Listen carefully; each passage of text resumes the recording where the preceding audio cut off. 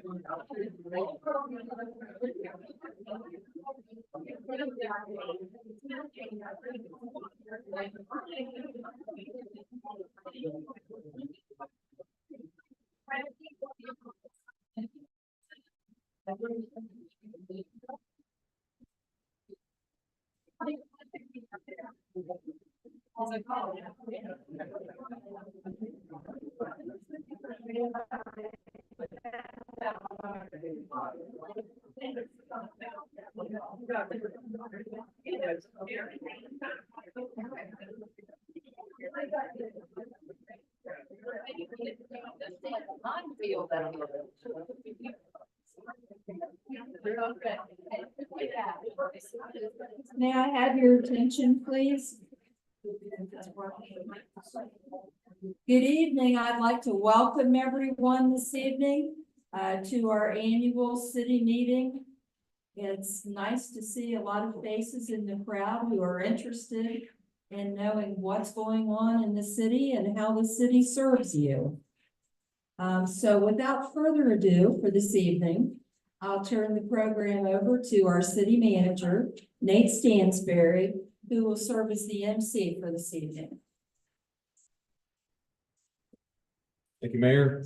We're going to get started. We have a presentation to kind of give you a city update. Last year we had City Meeting Day 2023 at the Senior Center, which I think they're square dancing tonight, right? That's why we couldn't meet there again.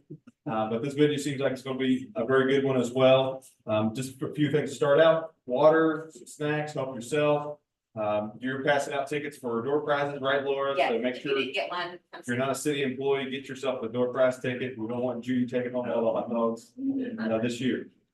I'm not sure she's using this much. So a little bit about the agenda this evening. Like I said, we're going to give a quick presentation, and I say quick, it's a relative term, for about an hour or so. We'll have Q&A afterwards. If you see something as we're going through, feel free to raise your hand, and we'll try to stop the presentation a little bit and answer those questions as long as we can kind of keep things moving. I don't see an issue with that. And from there, once we get through our city portion, we've got Olivia with Hubcap, who's joined us this evening to share results from our Hubcap survey that we participated in last fall. And I think our plan is, as a city, to use this to kind of answer some questions, share that data kind of live with the public for the first time, and then start slowly releasing that out into our social media to kind of generate buzz and interest. I know some of the business contacts have been turned over to the EDA and things of that nature. So that those things have already started, but we wanted to make sure that that data was shared with the public at large, and we've got some public or some paperwork that we can print and make available as well. So with that said, tonight's format from the city side is I'm just kind of give the introduction, and I'm going to try to turn it over to our department head, because I think as a city entity, we want to be able to serve the public better. And one of the first steps in serving the public is for you to know who to call, who to contact, who to expect if you have an issue, and to recognize some recognizable faces, I think, as we operate. Our city is a mayor or mayor manager form of government, however you want to say it, from West Virginia State Code. We have a mayor, Kim Harrison Edwards, who introduced herself at the very beginning. We have 4 council members. Sherry Rogers is in attendance, I think. Stephen White, I didn't see him pop in. Debbie Gump's here from Ward 3, and then Herb Curtis also from Ward 4. They make up our legislative governing body, as the state code speaks to. And then you have at the city administrative side, which is led by myself as the city manager, Nate Stansberry, and Judy Pierce, I think, is out this evening. She's the city clerk. The finance manager, Joe Solberg. Where you at, Joe? Go ahead and wave your hand here for a second. City attorney couldn't be with us either tonight, Brian Bailey, who's here, and then they appoint a municipal judge, Jim Tarango, who's also the mayor, I think, of Stonewood as well. So city people all the way around. With that, I'm going to turn it over to Chief Mike Posey and let him come up and say a few words about the police department, share some of the highlights and things to expect.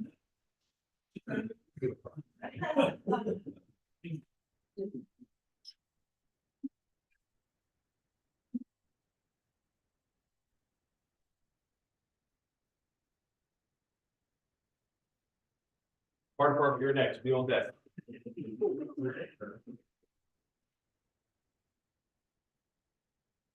Okay, like I said, I'm Chief Mike Posey in the back here. We've got First Sergeant Manny. He wants me speaking.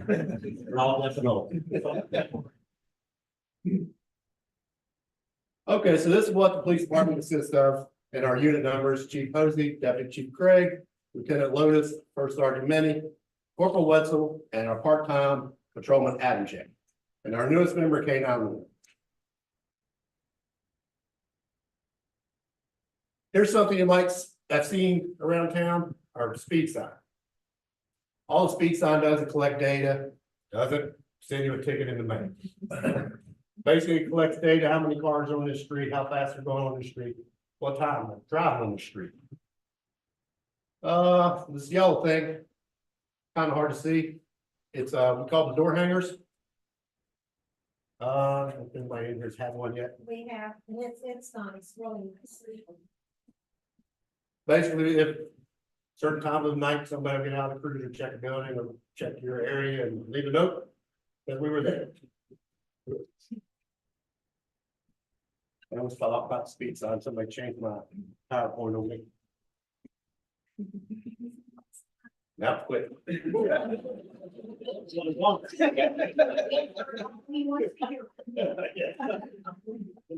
Mike, will you speak a little bit to manpower struggles and things of that nature the department's been experiencing?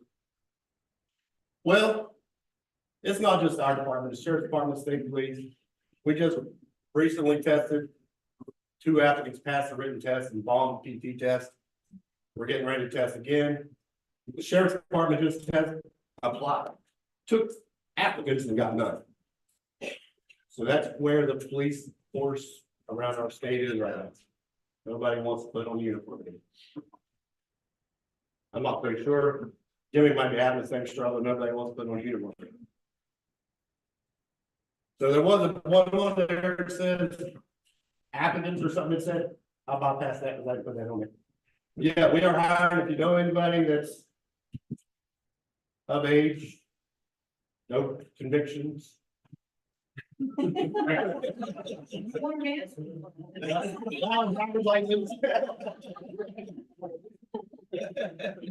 all have to get up and leave them. I think put in our application. Well, any questions for Chief Posey? Yeah, I got a question. These side by side. These new 4-wheelers, are they supposed to have license and stuff on them to run on the city street? They're supposed to be registered in street legal vehicles. They have to have turn signals, insurance, inspection stickers. You live in a little more like the other one, and that one. I've been getting complaints from Fourth Street about But they do have a license. it. Some of them don't. They're supposed, what they're supposed to, But they're- just like your car. I played on their. Yeah. Mike, is there any, effort put up by the state or the county or city or anything to recruit or having class at the high school? There is a meeting tomorrow. There's a career fair, at the high school tomorrow, and every one of the departments is gonna be represented, there to really, kind of show the kids in the community that, there's options here at home. So we'll be there, You know. and we're gonna look at the also, so we'll have the K-9 there, do some demos and. So. Oh, There is a class now at the high school, it's in our CTE program, which is a criminal justice program. So. yeah, I actually called them. I called and spoke with Dave Parks. He said he had one person in that class that would be a good candidate, however, they're going to the military. Well, you know, they have an RPRC program up there. Yeah, I spoke with One him. thing I'd like to see, if it started within the state, a police program, just like the RPRC. And I think that would be very beneficial, not just for this city police, but county and state all over. I think me and Nate's been in the talks of trying to get something implemented kind of like the deputy reserves. They really, they wouldn't be arrest powers, they'd just be extra eyes for them. Help work parades, things like that nature. We could try to integrate them in the police department. Any other questions for Chief President? I will say also, I think Betty attested this, that Chief Posey or a delegate comes to our end of watch meetings, which are, one is next Wednesday. So that's kind of helping report next week as well. Betty's welcome. They go back. Your neighborhood. That'd be an easy. Purple roof house. Quiet down your house. Did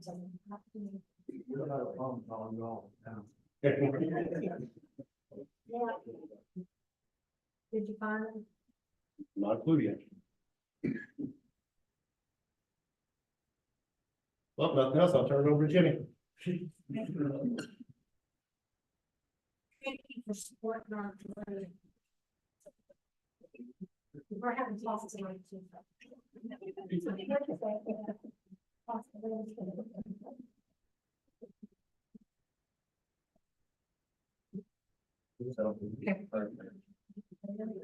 Madam Chair, I'm Jimmy Sullivan, Fire Chief. We got Deputy Chief Talbot, he's here, and also Lieutenant Ryan Barkhammer, he's right here. He's in duty today.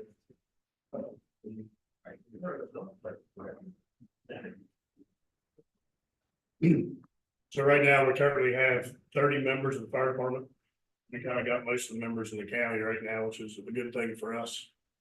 On the left sides are officers, and on the right sides are firefighters and some retired guys. These are calls, this is for the city of Weston and outside the city limits of Weston. As you can see, the calls inside the city is a lot higher than the county, but we run medical calls inside the city to assist the squad. We had 17 fires in the city last year. I think 11 of them was abandoned structures, so it's been a big help getting these houses torn down and stuff.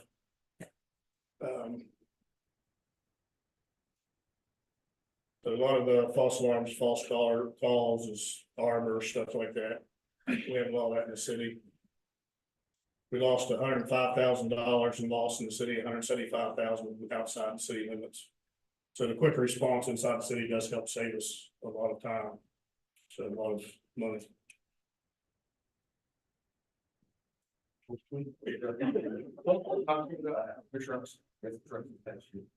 Yeah, we did get 2 new fire engines. The city was lucky enough, so they got one of them. And the volunteers paid for the other one.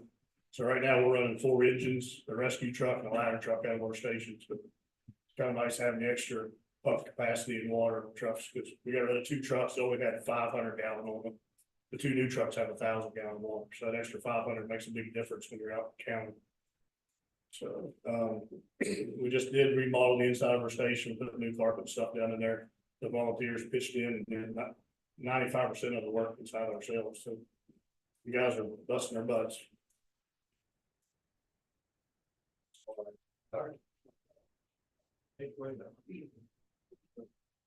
Any questions for Jimmy?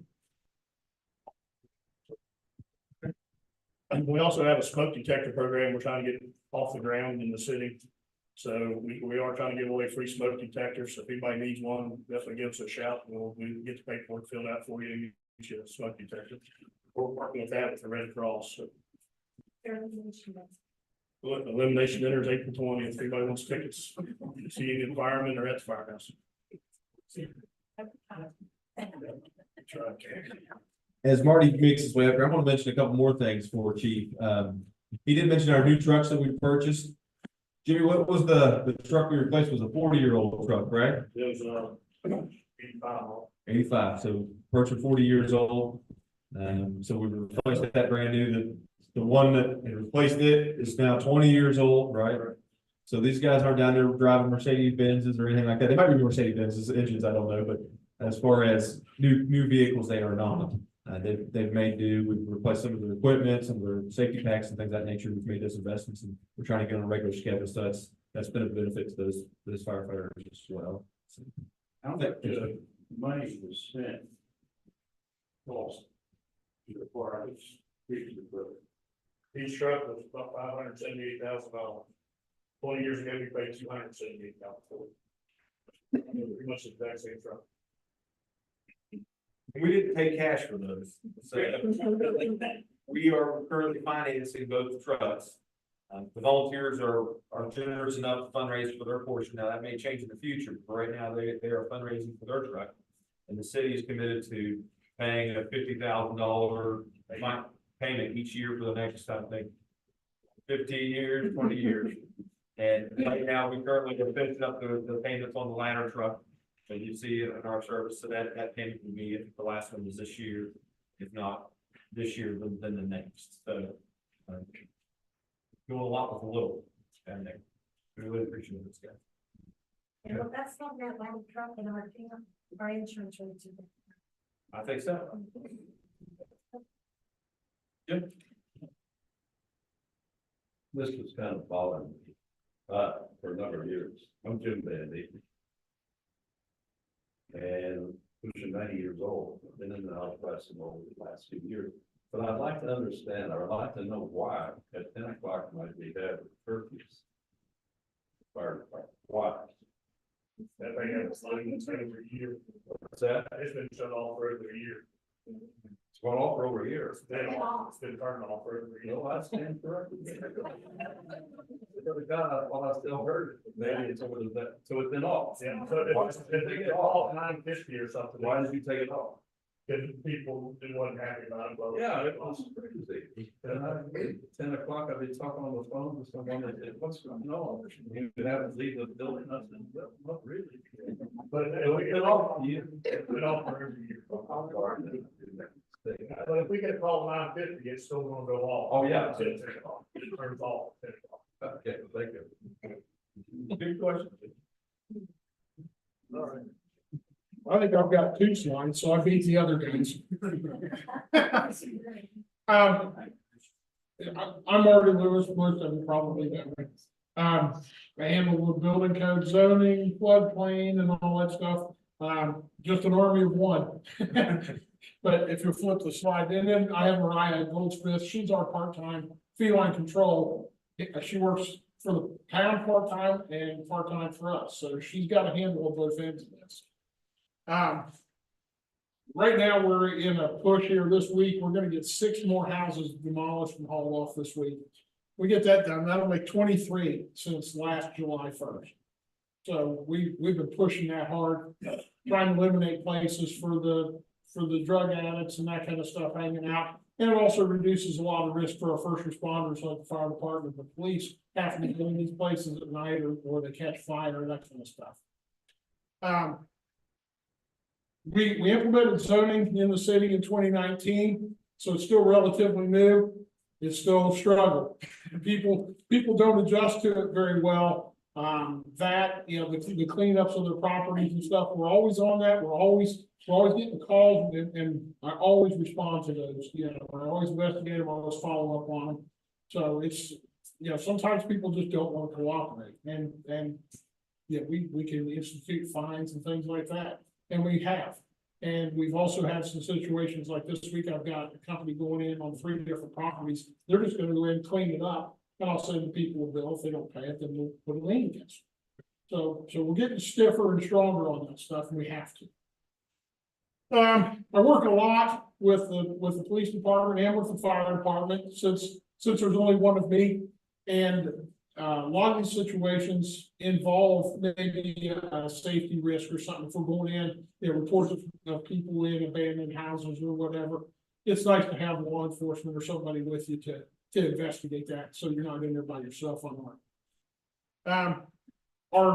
This round of houses that were taken down now, these dilapidated houses that we've done over the last year and a half, were funded by a grant through the Department of Environmental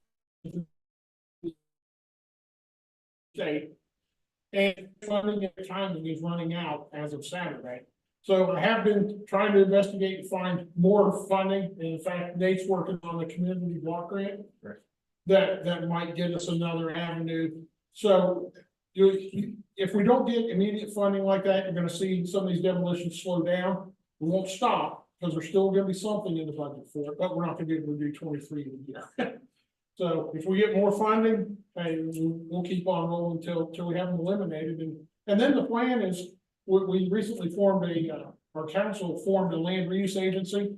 So what we're going to do is take these properties and then we can sell them, we can build on them and have new housing and things like that, make them productive instead of just eyesores in the community. That's Okay, I got a question. Uh, I don't know. easy. See how it goes? It might be more for Nate than you, but if that makes you feel any better. We were reading in the paper that there was some excess money left that had been appropriated for different things that were not used, and they were going to be put in to the demolition of these houses. Is that true? Are you speaking about the state or? No, we understood that the city had excess money in certain areas that they didn't use, that they had appropriated it for, and they were going to slide it over into the demolition of the house. Not currently. I think Marty spoke to, we have about $50,000 that from what our city usually looks like each year. That's fully earmarked. And there's a little bit of flexibility in there. We have some money that we have contingencies and things of that nature, but that's for contingency purposes. Just like recently on West 2nd Street, we had a house catch on fire, right? I think it's probably gonna be a total loss. Most likely those folks are going to struggle to take that house down. That's something either we'll use our $50,000 or we'll have to get into contingency to be able to deal with that house. So we do not. I think most of the excess funds are coming from state surpluses that they had unbudgeted. And so that's where they've been rolling these funds into the program and getting that out to municipalities to get put in the campaign. Well, getting in the tree, the article is clear as muddy water, so I just thought. Yeah, no, that's a good question. Good question. Dave, what's the average cost of clear down a tractor? Depending on the size of it, so we get the dump fees and the asbestos studies done, and then the demolition itself by the contractor, you're probably $12,000 to $14,000. And we've been getting, that's a good deal. The contractor that's done all but one of ours, I don't know how other contractors that have bid it, so we don't have to pay for that price. So I've been very happy with their work and very happy with their pricing for us. As far as making people clean up, do you have to have a complaint? Or do you see things that? Oh, no, and so I drive around, if I see something, yeah, I stop out, I've got little door hangers I can put on as a warning. And then if they don't comply, the next step is what's called a corrective order. And that's spelled out in the code, how you have to address it. The corrective order. If you make a complaint, can you be honest? Sure, yep, people do all the time. That's not safe. No, Well, I will tell you, I do appreciate it, because that, you know, where they're at, that you had cleaned up. And it's good, because I keep going around and I tell my tenants, got another tenant now, tell them no couches on the porch, somebody throw a cigarette on there and light the place up. Well, it was gone for a few weeks, now it's back, and now I guess we're going to do something about the couch, because I just won't let them put that kind of furniture out. I told her, I said, you know, regular porch furniture is fine, but you can't put a newer stuff couch out like that. It's actually against ordinance to have couches and things like that. Well, let me tell you, I'm not sure. Yeah, yeah. Coming back to the question over here of can you make a company that's anonymous? How do folks make complaints? They can, somebody can stop by and grab a form at our city building. Or you can actually go to our city website and there's a place that says forms and permits, and you can pull up that form and email it back in, and you don't have to put your name. Or you can call your council person, and usually they want to be anonymous, I say, put the beyond on there. Is there anybody in the county that has a job similar to what you do for the city? No, not currently, but they are working towards that, wherever Ray is. But they are working on adopting all the building codes and stuff and looking towards that direction of having something. Can you go outside the city limits in Custer County? I don't have any jurisdiction outside the city limits right now. Because I got a bunch of houses I can. Yeah, doing that out in the county is gonna be one monumental task, you know, you go out to somebody's family farm, they've been there for 100 years and they've been parking junk vehicles in the woods. That's gonna be tough nut to crack. I do have one more slide, it's for Mariah's. We did start our cat program, our feline control program last November. To date, she's trapped 179 cats. 164 of them have been fixed. She has some that most of them she gets adopted back out. She's got some barn homes out in the county that will take some of them. And there are a few that are injured or they've got feline leukemia or whatever, deformed. And unfortunately, sometimes they have to be put down, but they're euthanized humanely, you know, by that. She's an animal lover, so. Yeah, she's been very, very busy at it, and she's good at it. And I appreciate her. Yep, so if you've got excess cats, she'll get to you eventually. It's also worth pointing out that she has secured funding for, some of these, animals. And, you know, if this is something that she's really passionate about and she puts in more than her part-time hours. She's a dedicated person and just is wanting to make a difference and cares about all the animals that she cares for, and she brings them into her own home. So, you know, she's an amazing person, and we're definitely lucky to have Mariah as a part of the team. That's all I got. Any more questions for Martin? Come on down, Mike, you're the next contestant. Price is right.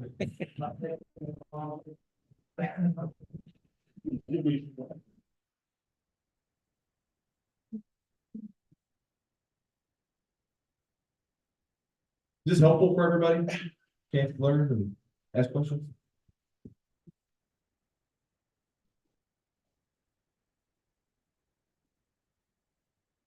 I don't know if all of you know me or not. My name's Mike Sterrett. I've lived here for 73 years in this county and in Weston. And, I'm really trying to help out with the city as much as possible. And you can see that up there I have two lead men, which is Tyler Strader and Billy Goldsmith. And they kind of run two crews for me. You see we have 4 laborers down there. We have Clinton Mayo, Gary Bailey, and we have Chad Dunham and Joe Gaines. And that is our street department over there. You're gonna look at 2 vehicles right here. We have the street sweeper over here that we bought, I think it's been about 1.5 years ago. And then the one on the right would be our jetter vac truck. And I'm gonna tell you what, people, these are two pieces of equipment. I don't know how the city ever done without. I do know we had an old Elgin. And I was looking at the titles up on these vehicles today to tell you what year they are. But the Elgin was a 1979. And we called it the old, I think it was called the old Pelican or something like that. I don't know for sure what they called it, but anyway. These are very nice pieces of equipment. The one on the left, which is a sweeper truck, that helps us to go out and sweep the streets. I know that it's pretty tough to do it in the winter time, but we sweep the streets and that's keeps our trash and what debris that we have on there going down our storm drains. We also have the batter truck, which we can wash out our storm drains. And be honest with you, I don't want to story to you. I've opened up over 8,000 feet of pipe that has either been clogged up or partially clogged up. We also opened up last, was maybe a week before last, we opened up about 40, I get back, about 480 feet of pipe that we found over on Brown Avenue. We were just getting ready to put in a drain line in over there. Going to cost the city approximately, I'm just going to shoot this out from my hip, would be $30,000 to $40,000. We found this 8-inch line with that truck on the right, which is really seriously going to save the city a bunch of money. The only thing we're going to have to do now is put in some GIs, which is drain inlets, and divert that water down into the big 48-inch line that we have running over there in that area. And with that, in what we're trying to get now, we're trying to get a curbing machine. We've been trying to get up with a guy in Tennessee for probably the last month and a half to see how a curbing machine works. And we're trying to call him again today. He's not in, but this is going to get our curbs back to try to keep our water diverted to our drain lines instead of be going out in people's yards, which I know, Betty, you can relate to them. And the other thing we're trying to do is, no, not trying to do, we have a problem over on Minden. I do want to bring that to your all's attention. We have Minden closed right now. And when we put these signs up, letting you know that we just want to just go out there and just shut a street down because we want to. It's a safety factor. I don't know if y'all know that or not, but we have an 8-inch line, gas line that runs up Minden, and we're looking at it right now. I mean, it's like within 2 or 3 inches from the top of the ground. So when we close these streets, I would really appreciate if you'd even pass the word on to these people that really it's for your safety. So last week we had some people that was moving signs out and going up through there. So we have an 8-inch gas line. That's why we closed it down. That street's going to be closed for a good little bit till we get in there to figure out what we're going to do. We have a lot of problem with that street.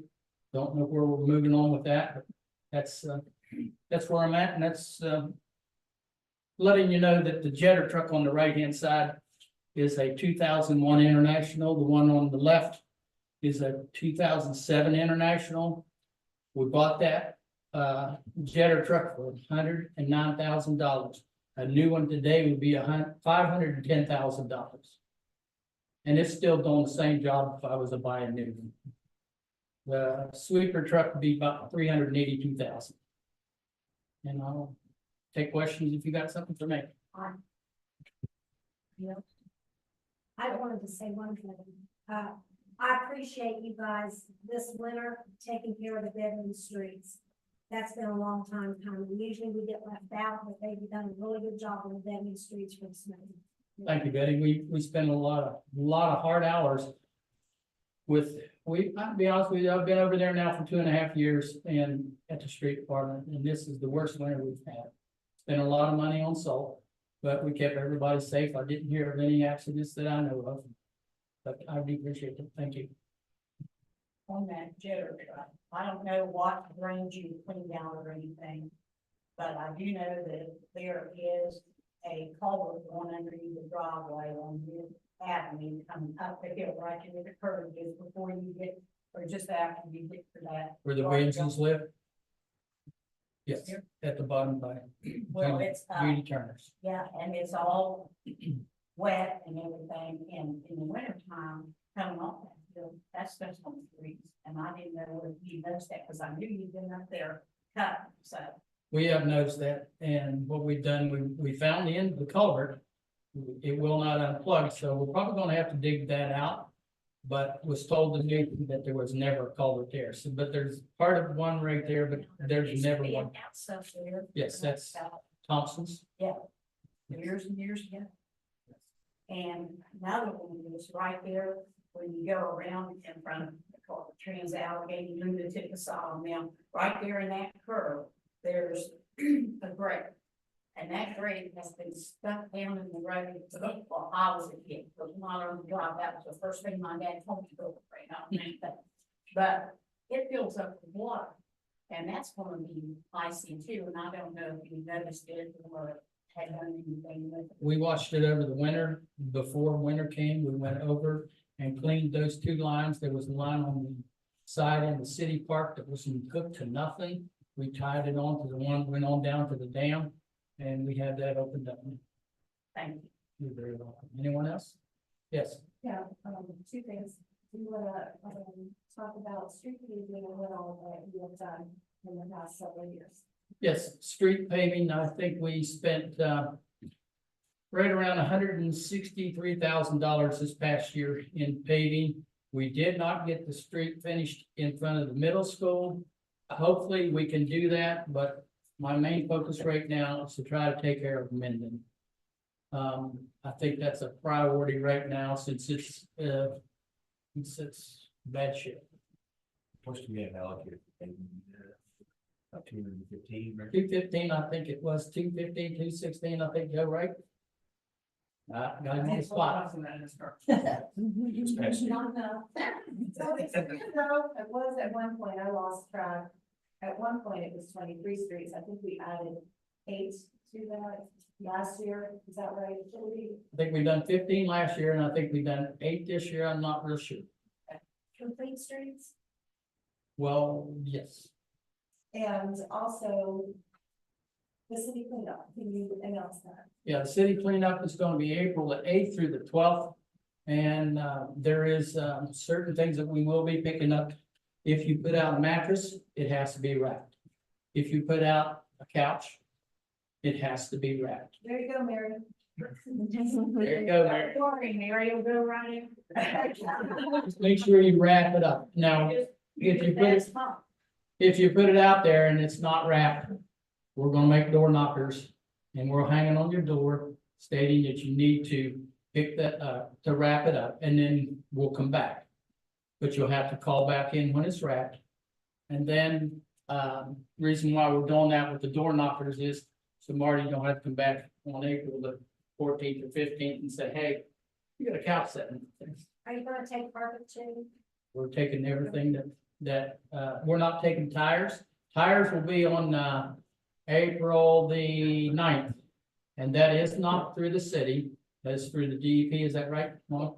And Laura's kind of heading that up for us. We will not have anything to do with that because, boy, believe you me, we'll probably be busy picking up a lot of the cleanup. When you're, Electronics, Yes, TVs,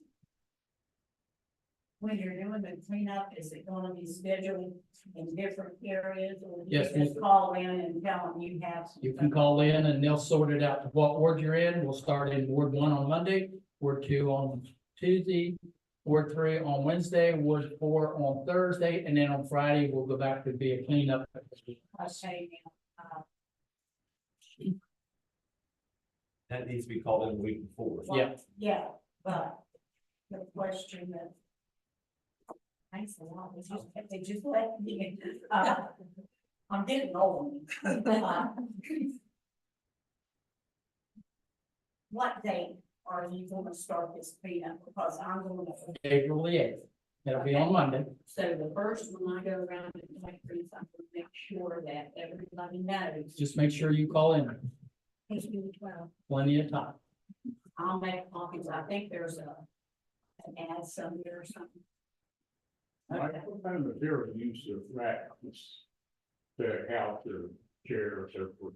Well, as long as it's got some kind of shrink wrap or something on it, you know, you can put your mattresses out there as long as you can put like a piece of plastic around it and tape it up, that would be good for us. To be honest with you, and probably shouldn't say this, but I'm gonna say it anyway, because I'm gonna always tell you the way it is. I don't wanna get a bed bug and take home, and I know that my guys don't wanna do that. So, now y'all don't wanna hear that kind of stuff, but it's there. You're talking about the Brown Avenue drain or whatever. Yes. And on this side where the bridge is, the Brown, east side of the Brown. It will be coming, the drain that we found came from up the Jasper Apartments. Where? Up at the Jasper Apartments. If you're going over on land, then turn right up that. So much water runs off the Brown Avenue, coming down the Brown Avenue Bridge. And debris, rocks this big will come down. Okay, you're talking about over in the Garden Plaza side? Yes. Okay, And then all the water comes to the bridge, and there's always 2 feet of water in both sides of the bridge. There's no drainage. There's a little drain like this right in the center of the bridge. I don't know what engineer did that. hey Dave. I'm not picking on you, Dave. That bridge belongs to the state. We're I know, putting in, but uh, the stuff that runs off of it, I didn't know where the drain was for that. Cause it just pours out.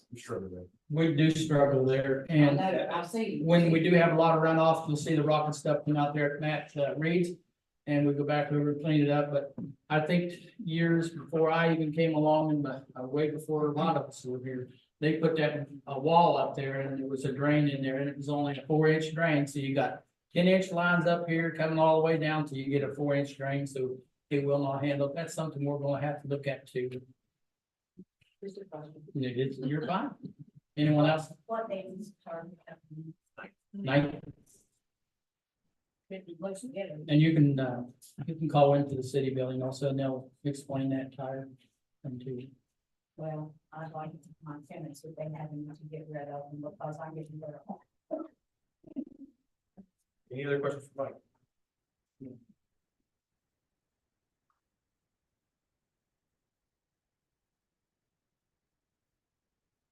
Everybody at the city does an excellent job of working very hard, but I will say this about the street department. They get roped into the most jobs. And just call the street department if you got an issue. And in the last year, we bought a paint machines. We're gonna try to paint some of the traffic lines and crosswalks around the town. There's a fencing project we're gonna work on, some decorative fencing downtown. And you know, with the skating rink, you've probably seen the plywood at Holt Park around there. That was the street department doing those kinds of things. And so they just get roped into a whole lot, and they're good spirited about it. And we really appreciate their efforts and all they do. Jerry? Beautification and flowers. Yep, they've helped with beautification of the flowers, and we didn't have them up there, but we've had some temps in the past, and we'll probably advertise for temps again this year to help out in those efforts during the summertime. So just a lot of acclaim for those guys. They've really worked hard. Not as hard as the city manager, but they've worked hard. All right, D, come on up.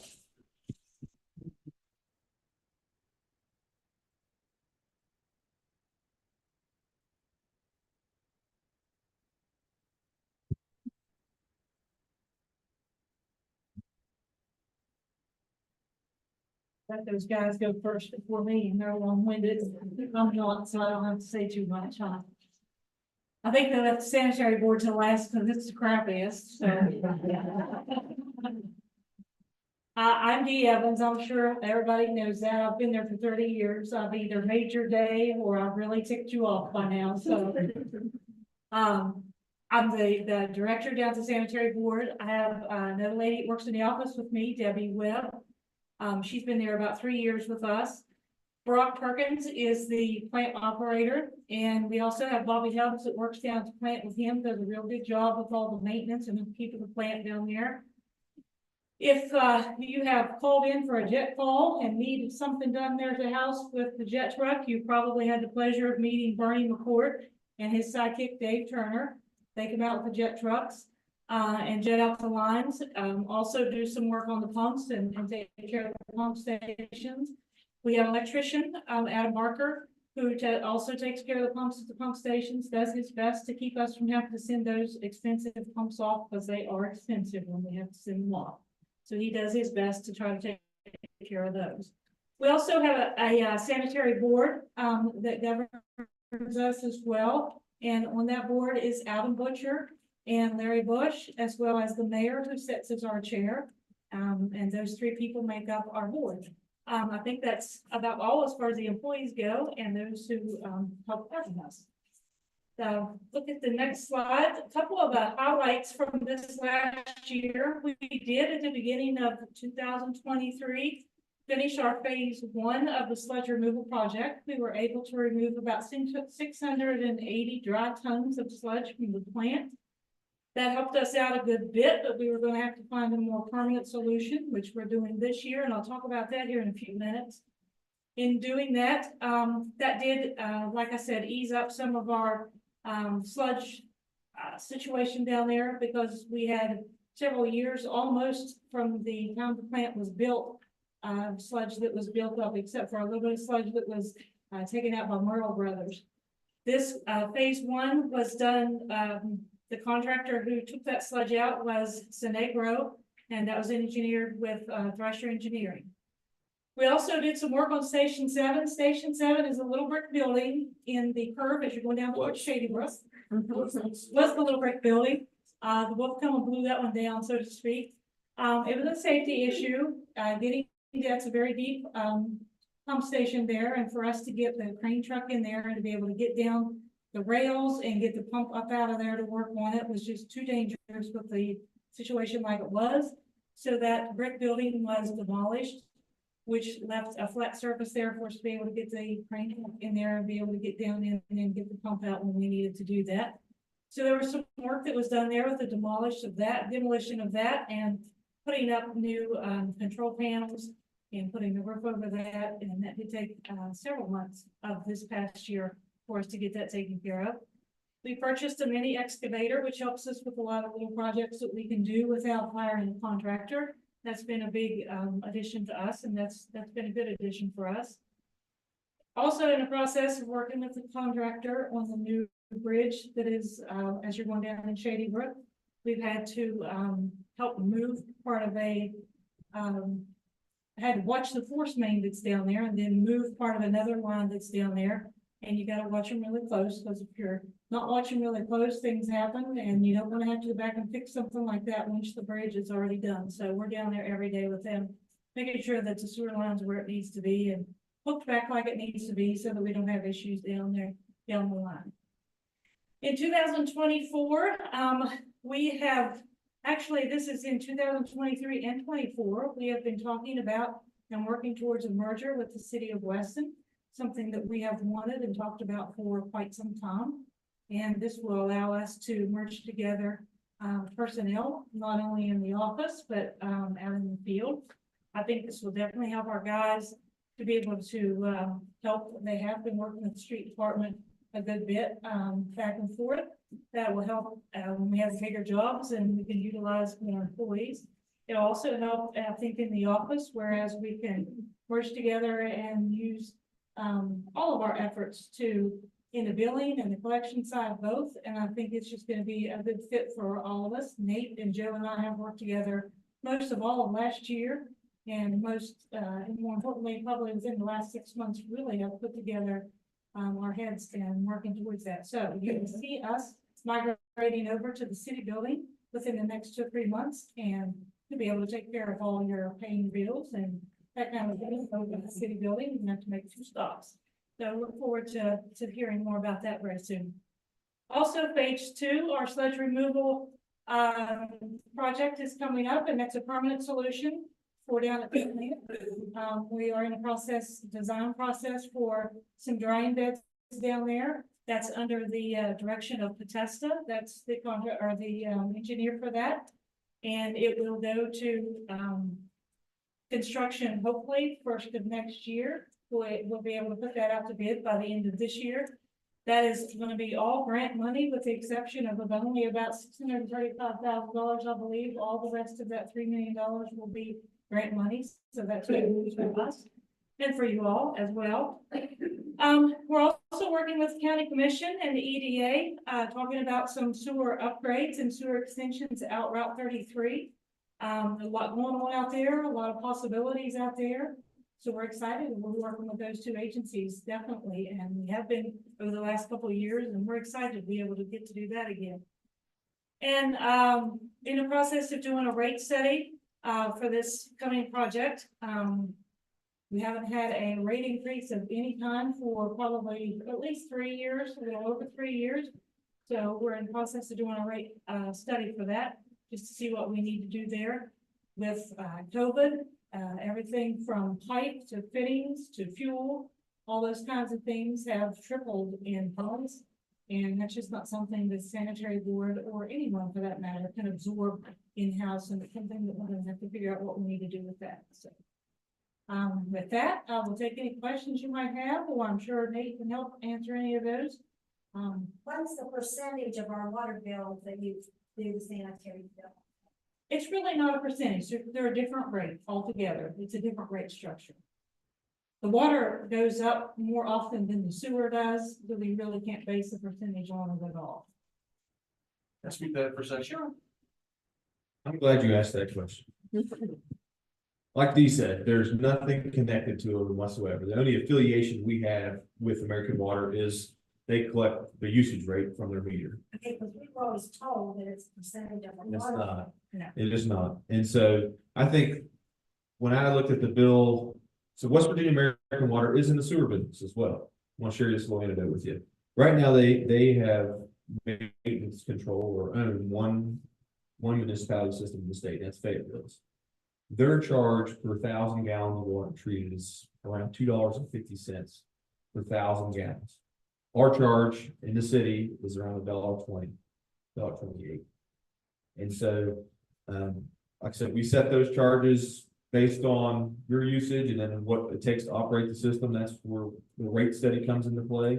Is that essentially what is done is all the usage from all the different usage categories gets added up.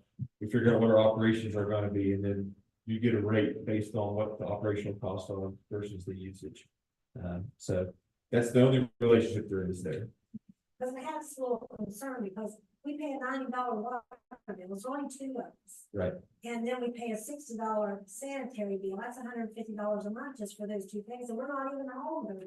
And I understand that. Yeah. So And- this is fun. And let me be very clear, this is not Dee's fault. Wastewater is a much more expensive enterprise than water treatment and potable water delivery. So in her system, she said, yeah, there was two or three guys working on pumps. We've got over 40 pump stations within our network that we have to take care of. The water company essentially, and I know they're going to come back here and argue with me a little bit because I'm sure they've got some booster stations around different things of that nature, but for most parts, they treat the water with a flocculation process. They bring the dirt out of it, let it clarify, inject it with some chemicals, and then pump it up to their water holding tank, and they're done. They take care of the meters and repairs on the lines. These guys, on the other hand, are pumping it 40 times or whatever it takes to get it to this wastewater plant. And they've got to screen it, they've got to blow air into it, they've got to use the same chemicals as flocculant and things like that to clarify it. And we've got to chlorinate it and dechlorinate it. And so there's a lot more expense in the wastewater side than there is in the water treatment. So I'm saying that because yes, your rates are going to go up and they have to, but I think the sanitary board in the city of Weston have probably done a pretty decent job in the sense of trying to keep rates as low as they can. And you're seeing that with their staffing levels. And 10, 20 years ago, you had 7 or 8 people right in the field. And now you're looking at 3 or 4 in the field. And so that's the struggle that inherently is going on. Yeah. And one more clarification there too. When you get your water bill, you're getting the water bill for the previous month, right? With us partnering with American Water to get the meter reads, you're not getting the sewer bill that month for the water usage you had that month. There's a delay. When you got your sewer bill in March, it was for your water usage. I was gonna say February is the shortest month, and it's always the highest. All right, for January or December. Yeah. It's always So- fun. Yeah, so I see that comment a lot of times on social media and stuff. We're like, well, my sewer bill is more expensive than my water bill. Frankly, that's impossible. When you compare month to month usage. if your sewer bill's higher, it's because we're capturing a month previous where your water usage is higher. Going back to billing, is there any reason we've never adopted auto pay? Like money's taken directly out of your checking account? You can do that now. You can? You can do that now. If you look on your bill, it says on there that you can pay online at Payment Service Network. Well, I don't want to pay. I don't know how much. But it'll do auto pay on there. You can go in and set it up to do auto pay that way. On your credit card. Well, I meant auto pay out of your checking. And there are people that have gone to the bank and that's how they do it. Just pay on my water bill, the Senate. It'll be your center. If you have issues with that, I'm sure DB will love to help out with it. You know, they talking about percentages. I think the best way to explain the rate call is on the gallon of water you use from the water company. That's how what space the sewer is based on. That's the only. It's not based on the percentage of anything other than what you actually use. Of course, I went down and said, well, my sewage bill was up $10.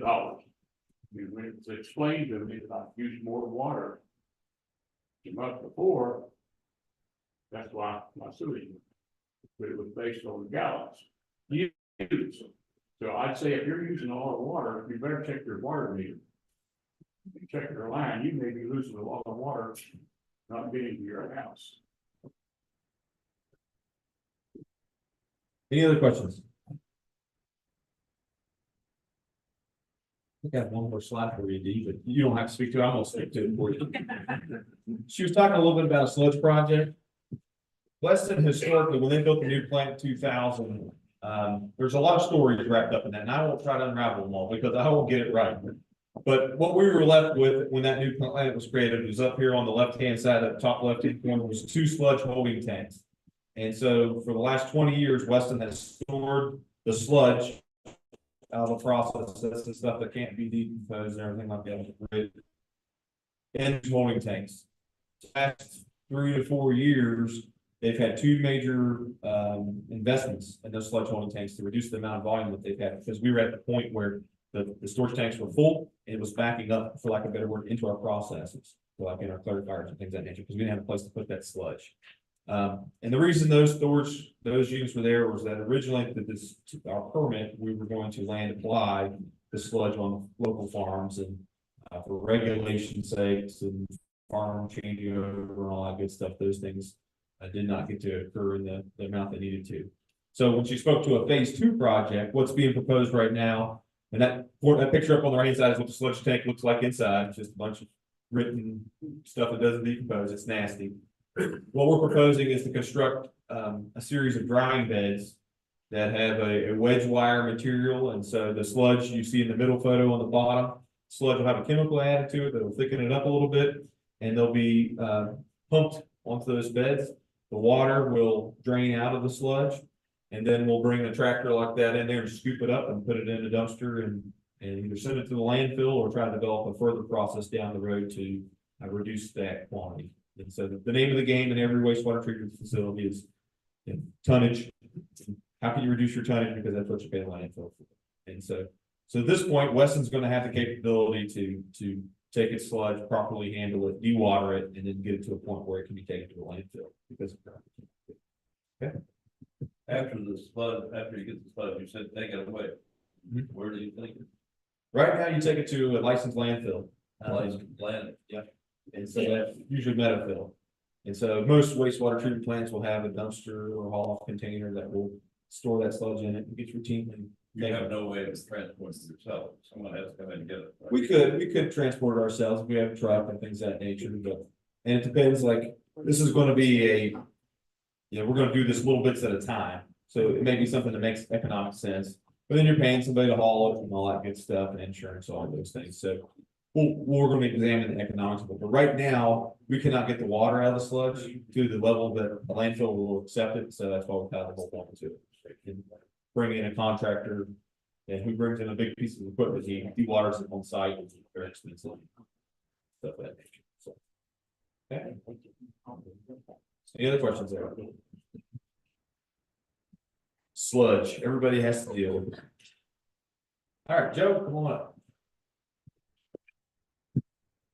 We're almost to the end, I promise.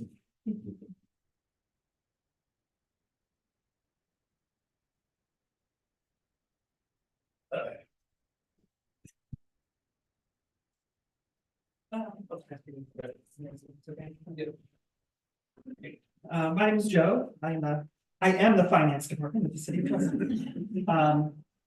I'm gonna explain the upcoming budget to you a little bit that council just adopted, but I want to explain a few things before I explain the budget. The first is I'll be talking about a fiscal year.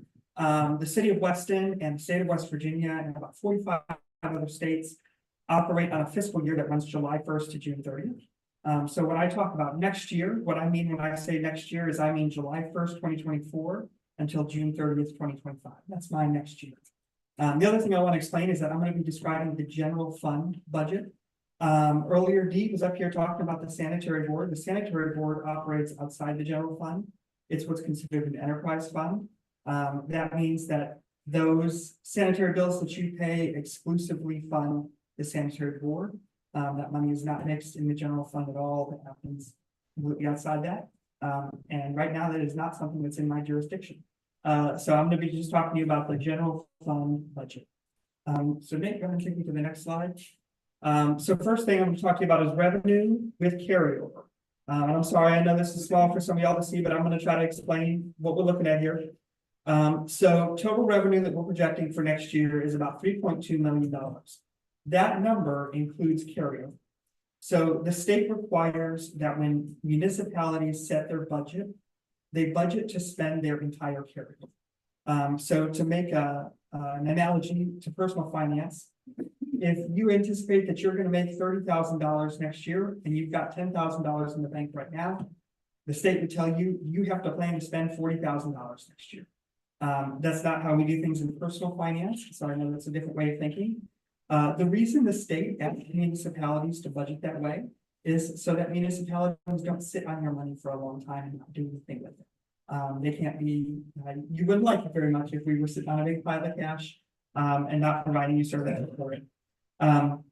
So first thing I want to explain is that this number, this 3.2 million, includes an estimation of about $650,000 in carryover. So that's about 20%. And you can see, so the bulk of the budget really falls into 3 or 4 slices of this pie. There's the 1% sales tax will raise about $615,000 or about 19% of the budget. B&O taxes raises about 19% of the budget at $600,000. Property taxes, so that municipal levy that you pay on your property tax, that raises about $450,000 or 14% of the budget. And then carryover is a pretty large portion too. And then you see that at less than 10% of the budget are those municipal fees that you'll recall paying every July. And I'm going to talk a little bit more about those in just a moment. And then we've got a few other things that IRP, I don't know if you see that small sliver at 3% that says IRP. That's the Interstate Revenue Program. So when big trucks register with the state, there's some equation that goes through based on how much interstate and how much highway we have running through our municipal limits, that we get some of that from the state. And then there's reimbursements and other grants. And then there's a draw out there. You see that there's wine and liquor tax 2%, video lottery 1%, and everything else 3%. So largely the city's revenue comes from that 1% sales tax that you pay in city limits, B&O taxes, and property taxes. And then this year, we still are projecting a fairly large carryover. Do you receive coal severance yet? We do receive coal severance. It doesn't, the state requires that we don't budget it in general fund.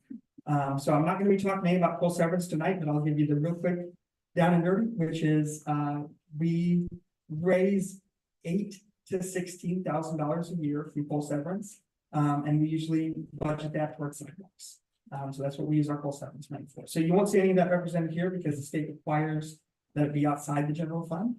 But that's what we do, just budget Okay, coal severance. so the taxes you collect all of our utility bills, who pays that to the city? Is that The utility companies. utility companies? Yeah, they transmit it to us and, let's see. Sanitary board, we collects it on our behalf, they send us a check. I know they have it all on our bill, 911, all that stuff. I just wondered who they each one of them and send the checks. Yeah. Yep, and that's when you look at this 80% here that says excise tax, yeah, those are all those little utility taxes that you pay on those utility bills. So that does go to general fund. The property taxes that you have. Mhm. Is that what is considered as a living tax? Yes. Pays you can. That's exactly right. So when you own a property in the city limits, and you get your tax bill, you'll notice it says several things. It says county current, school current, state current. Right now it says school excess, and then it also says city current. So that city current portion, you pay it to the sheriff when you pay your property taxes, and then he remits it to us. And that raises about 14% of the budget every year. Any other questions about that before I go on? Okay, that's fine. Yeah, and then this is what revenue would look like without carryover. And I think it's just important to understand this and understand where the new revenue is coming in, because I made the analogy from personal finance. When you think about new revenue coming in, you wouldn't count the money you have sitting in the bank. The state makes us do that, and they make us do it for good reason. But I think it's helpful to think about new revenues coming into the city next year. It's only projected to be about $2.5 million. And you see about a quarter of that is sales tax, quarter of that is B&O. Now property taxes are closer to 17%. So that's the same chart as before, but with carryover. Go ahead and go to the next slide for me. All right, so expenses, I want to talk about these different categories. You really can't read these, so I'm gonna, hopefully you're not colorblind. I'm gonna tell you by color what's going on. So this bottom piece of the pie here is purple. It says police, municipal court, and dispatch, and it's about $572,000 or 18% of the budget. The next slide up to the piece up to the left is blue. It says fire department and fire hydrants. That's about $470,000 or 14%. The next two slices of the pie going up to the left are both a shade of blue. The first says street department, street lights, signs, and signals. That also includes things like snow removal, street sweeping, pothole repairs, and then that other smaller slice is street construction. So those two slices together are everything that has to do with street infrastructure. But I like to show street construction separate from everything else, because everything else, that bigger slice is like the personnel costs and all the maintenance costs to streets and everything related to streets. And then that smaller slice is what we plan for capital expenditures related to building, building new streets, but repaving streets. So streets that already exist, but resurfacing them. That top slice there, it's a dark red at just under 160,000. That's building code, flood, and zoning. So that's mostly Marty's department that you heard about earlier. 158,000 is what is budgeted for the next fiscal year. This last fiscal year, the budget was a lot larger than that because we had that $300,000 grant from the state. But we aren't anticipating that right now. So that's what you see there. The next thing says City Hall. It says PEIA, insurances, toilet paper, etc. City Hall is so the state has a chart of accounts that all municipalities use, and the City Hall line is the line where the state wants us to budget things that really can't be divvied out by department. So I always use toilet paper as my explanation because it's the easiest explanation to say I really don't know how much toilet paper the code enforcement department is using versus the city attorney's department. So that goes into City Hall. And the same thing with things like liability insurance. You know, we get one liability insurance bill and it covers the police cruisers and it covers the street department trucks. Also in that line is PEIA, which is the Public Employees Insurance Agency. So that's health insurance for city employees. And that's worth pointing out that that's in that line. The reason that it's in that line is because when we get invoiced by PEIA, it is not easily broken down by department. But when we budget, we do try to budget it by department. But we budget that in the City Hall because of the way it gets invoiced to us. So I think it's worth pointing out that in that City Hall line, which is about $575,000, about 65,000 of that is PEIA for the police department. About 40,000 is PEIA for the street department. I'm sorry, for the fire department. A little over 80,000 is PEIA for the street department. And then there's about 60,000 that is PEIA for the rest of the administration. So about a third of that line is health insurance for employees. And then working our way around, you see we put a little bit aside for a rainy day fund. We work with the Regional Development Authority, and so we put a little bit aside to dues to them. We have a little bit of money set aside for cemeteries. That little green sliver there is Parks and Rec. That actually represents a big increase to Parks and Rec this next year. I think Laura's going to be talking about that a little bit later. That doesn't represent everything that's going to get done in Parks and Rec because we're anticipating a large grant there. But it's an increase because it includes a small match to that grant that we're anticipating. There's the other, which I'll come back to in just a moment. And then there's mayor and council, that's that little sliver, it's less than 1%, that includes their monthly stipends, which is very little. And then that pink sliver down there is administration at 13%. That includes the city manager's department, the city finance department, the city attorney's department, and the city clerk's department. Is included in that administration slice. So then that other, you see that's about 3% of the budget. That includes things like the Historic Landmarks Commission, improvements to the stormwater system, the contingency fund, cultural and recreation, beautification, recycling center, and new this year, the tree board. Tree commission. Tree commission, that's all. All right, before I go on, are there any questions about expenditures in the city general fund? You got a $300,000 raise. What was that for? Last year, that was for tearing down dilapidated properties. So that's not represented in this budget. I was just making the point that you see building and code is up here at 5% of the budget at $158,000 this past fiscal year. So the fiscal year that we're operating in right now, saying I'm here, sorry. The fiscal year that we're operating in right now that we're going to be wrapping up in a couple of months. The building and code budget is a few $100,000 higher than that. And that's because we have a $300,000 grant from the state.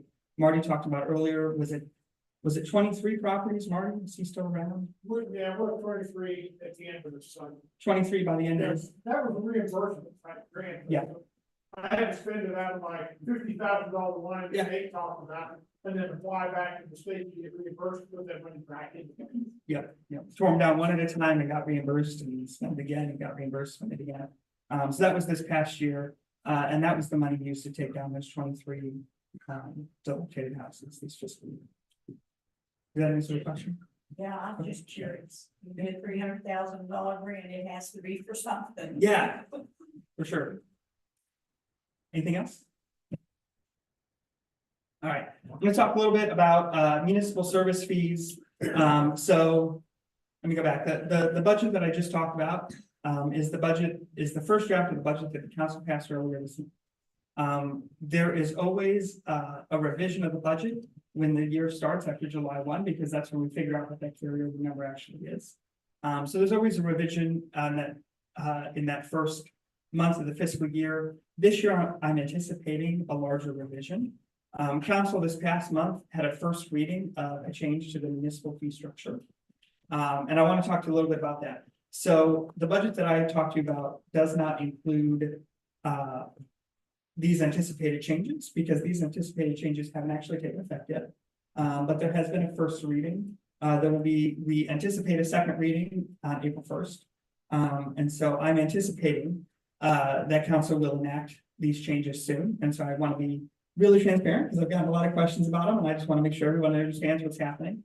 So over here on the left, if you see homeowner occupied, under current, you see there's $100. So if you have a homeowner occupied structure in the city of Weston, every July, around July 1st, you receive a bill for $100, and you've received that bill since 2009, I think is when we set that rate at $100.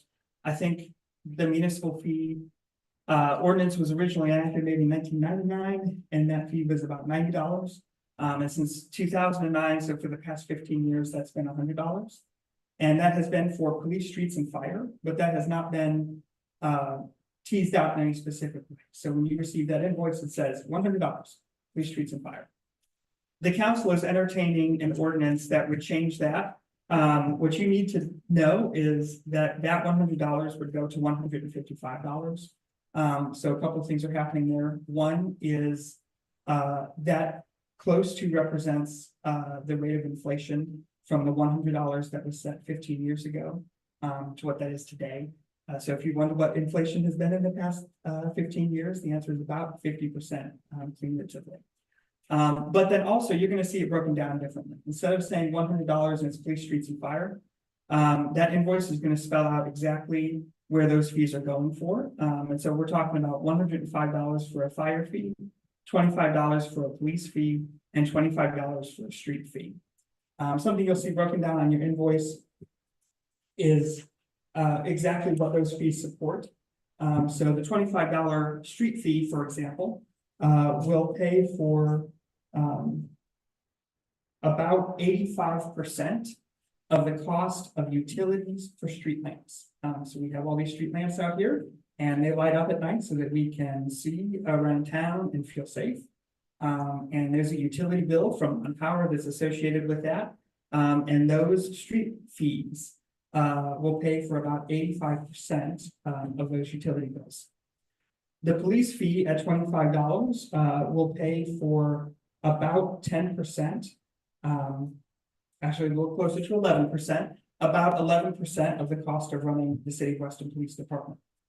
And then I say the fire fees for last because I'm going to come back and talk about that a little bit. But the $105 fire fee combined with what is going to be the first due fire fee, when we take those fire fees and combine them together, those things should cover about 96% of the total cost of running the Weston Fire Department. So there's a few things happening and a few emphases this year. One is adjusting that number for inflation over the past 15 years. Something I want to add to that is that council has indicated that they want to revisit this on a yearly basis. This council hasn't been in forever.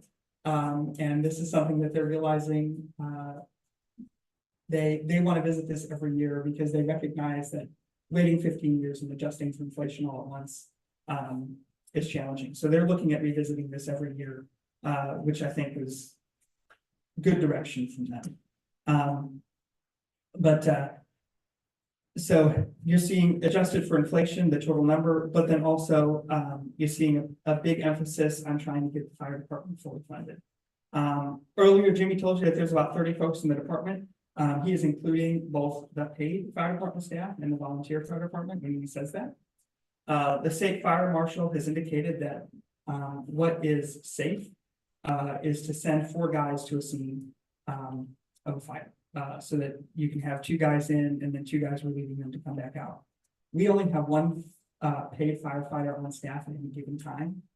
So we've never been able to guarantee that safety for our firefighters.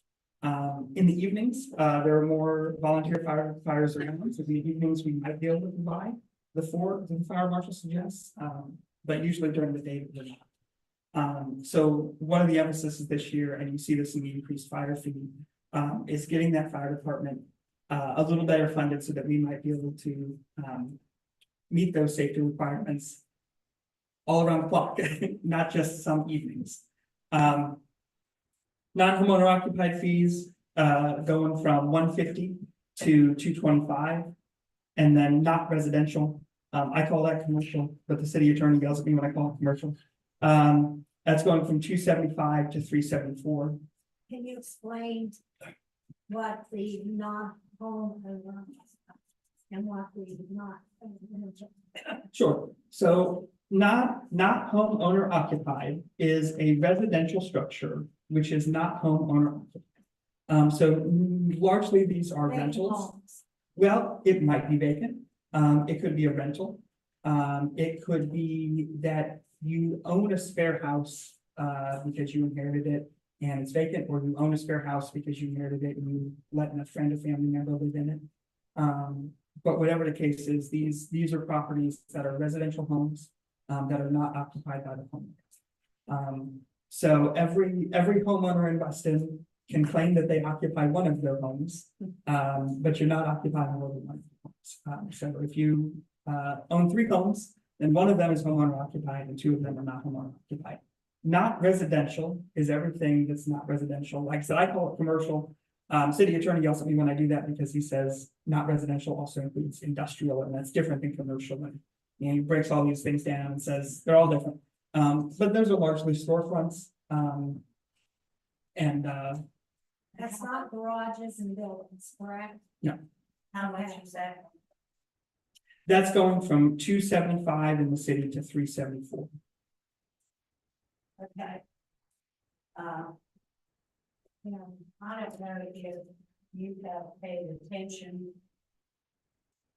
to the population or whatever here in Weston, but I did, I looked it up on the computer, and according to what I've been able to find out, the average wage here in Weston is about $38,000. So, and then every year we have people leave. I mean, we don't have. The landlords have to keep up their properties to a certain degree. Okay. If this is gonna be an expense for us. And just like Shop and say, if they get a can of beans in and it raised 50 cents, well, guess who's gonna pay the extra 50 cents on that can of beans? Well, it's gonna be the same thing with us. And a lot of the tenants are griping and moaning now about what the rents are. But what are you gonna do? And now we're gonna have this raise. It's not a good thing. That's about the best way I can pay it. My granddaughter lives at home, and she says it's because she can't afford to move out. She's smart enough to know what it takes to pay for that house. And, you know, get out there. And it's just something that, I don't know, Melvin and I have thought on it. And just like, it was brought up to us earlier about low income housing. Well, good gravy. There's no such thing as low income housing now. If you expect the place to be kept up to a certain standard, you can't do low income housing. Now we're going to stack this. I don't want to tell you that I think it's almost impractical at this point in time, because we don't have the employment for a lot of these people. I mean, all these little restaurants we're getting around, that's really nice, but these kids need some place where they can earn some money, not in a restaurant. I have people come to me putting in rental applications and they make $700 a month. Well, sorry about your luck. You can't rent for $700 a month and pay your utilities and buy your groceries and just whatever, you know, comes along. You just can't do it. And now this is going to add some more fuel to the fire. Yeah.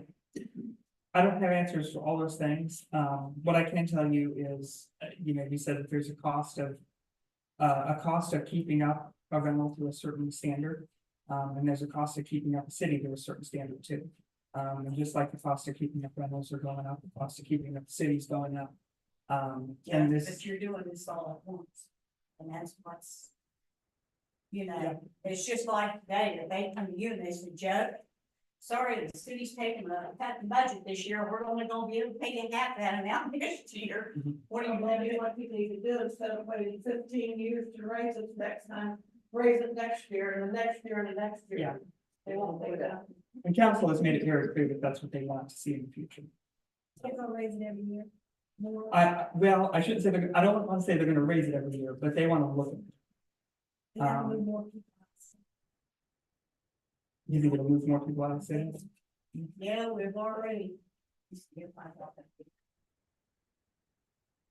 I was So when you say they're gonna look at it every year, that like, it could go down some years too, they're gonna look at it as it's up.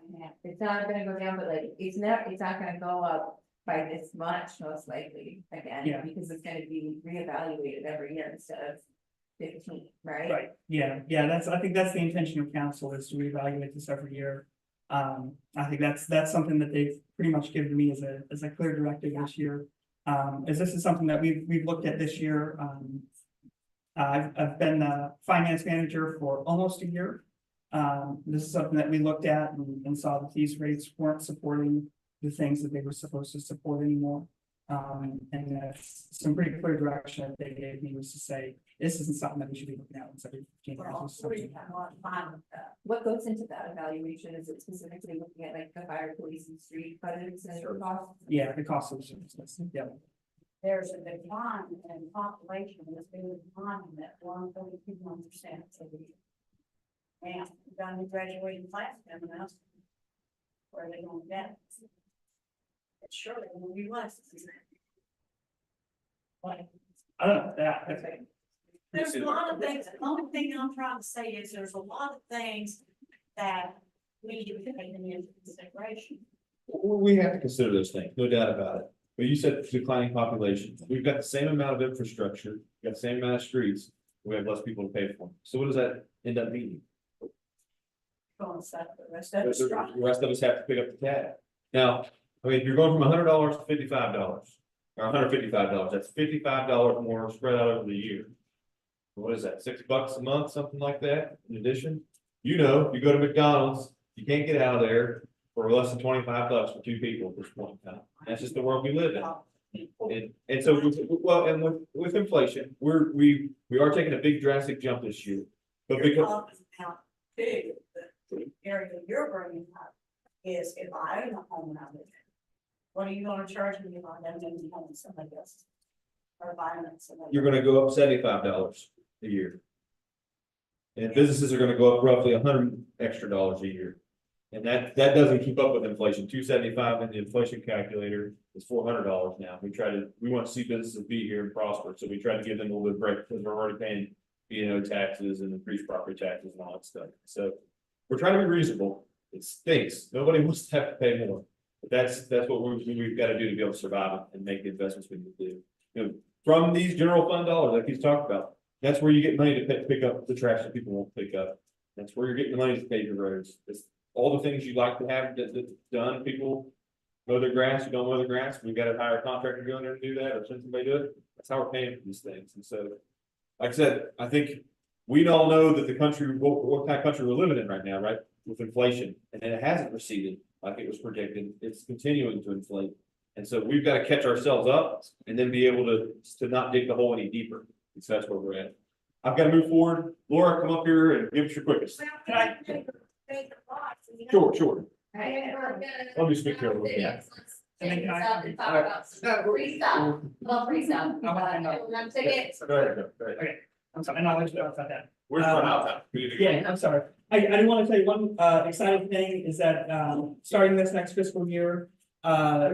So if you've ever tried to pay anything for the city online, you probably used a third party payment service like Doxo, and you paid a fee for that service.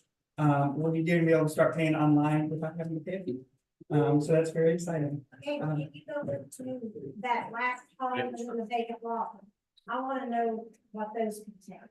Sure. So vacant lots, that is police and street fees for vacant lots that are not adjacent to, I'm get this right, Nate, not adjacent to like a home owner occupied. If you have a lot that's not attached to your property where you live, it's out there on an island to itself, you will qualify the vacant. Doesn't have anything on it, right? Because what we find ourselves in the city doing is we're casing off vagrants and leasing those things. And you still have street access to that lot. And so that's what we're trying to take those costs into account and build that into the matrix. Okay, but don't we pay county tax on that too? or- You pay county, but you don't pay, you pay a small municipal tax on that, right, on your property tax. But there is a service fee for services that are rendered, and that's what we're instituting now, is that there is a cost to the city to deliver police services to you, deliver street services to those lots, and so we're trying to capture that. Okay, so the next thing, okay, we answered the vacant lot, that last one over there. Yep. Explains. That's the first new fire that we're talking about. We're gonna be instituting a fee. The Weston Fire Department covers an area that goes all down 79 in the Braxton County line. Okay, well. Aspinall, Austin, yep. Is what we've been hearing.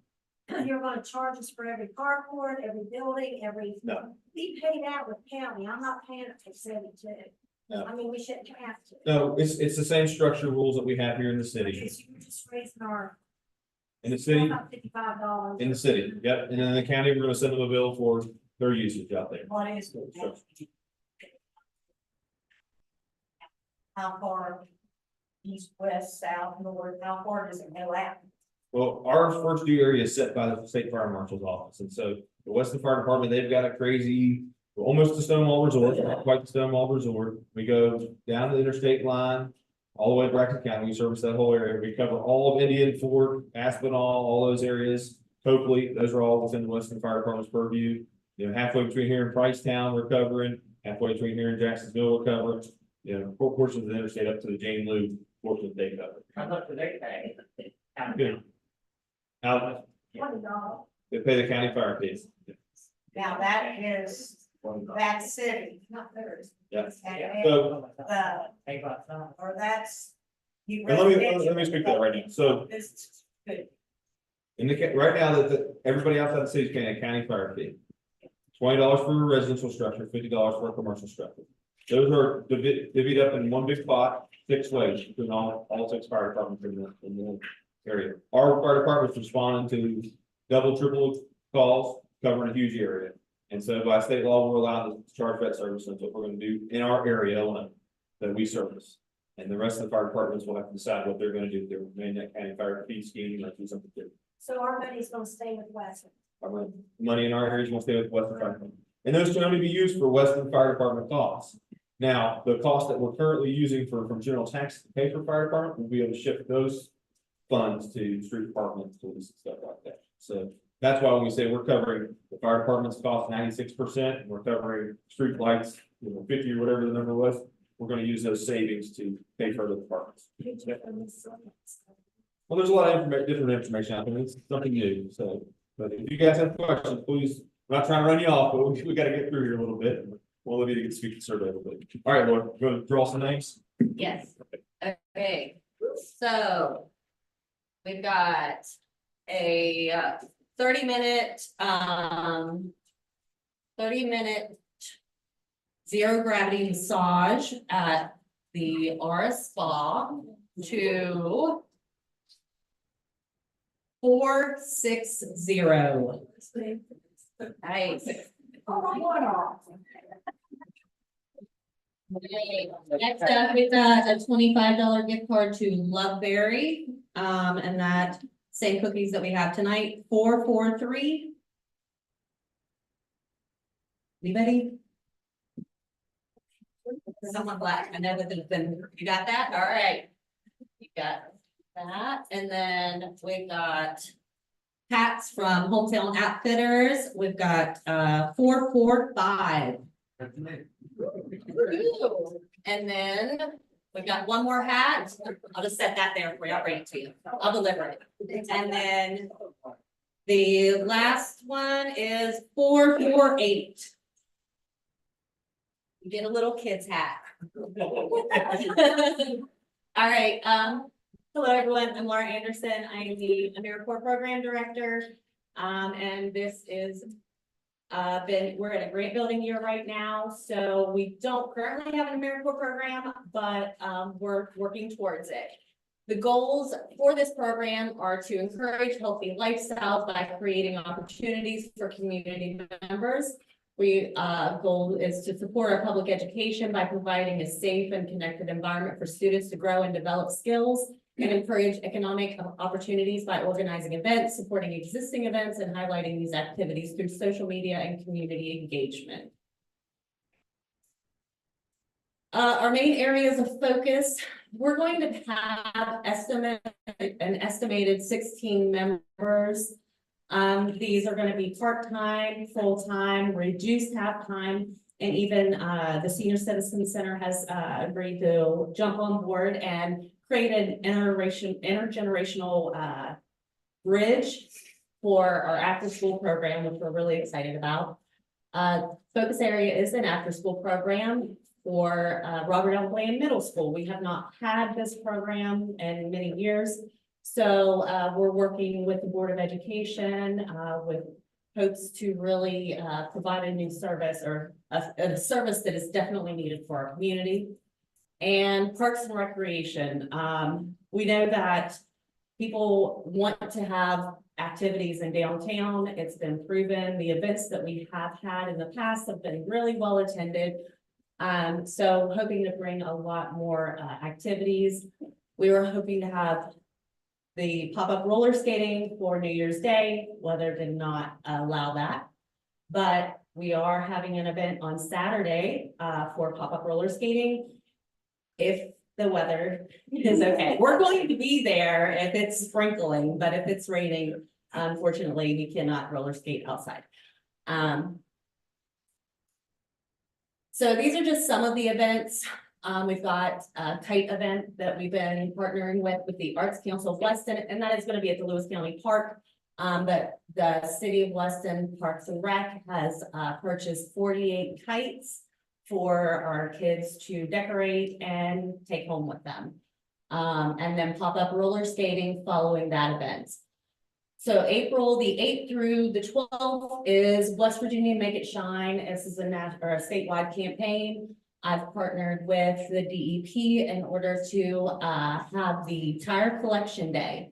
So on our Facebook page are all of the details for what will be accepted. The basic is small cars, nothing larger than 16 inches and has to be off the rim.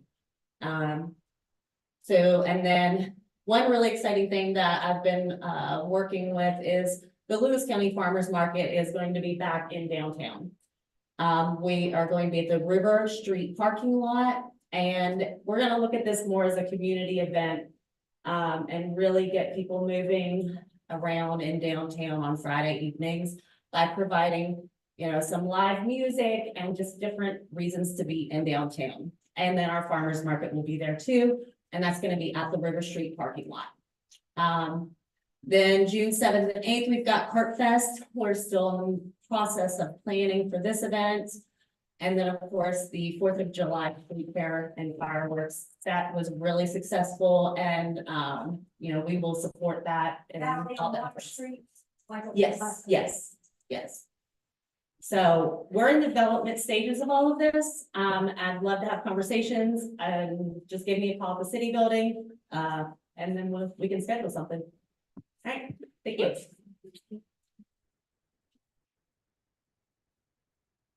City Attorney, you want to really talk about boards and commissions tonight, but he's not here to defend that, so we're gonna move forward.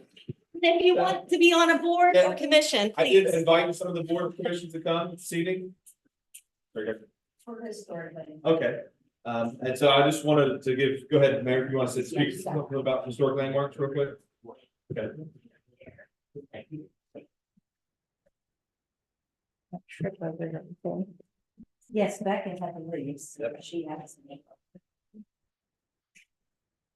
Before I move into the Historic Landmarks Commission, I want to make it clear that you've heard a lot about some large purchases that the city has made, and about the 20 years worth of sludge removal. And I just want to make sure that you understand a lot of these things would not have been possible if it were not for COVID funding that we received and partnerships.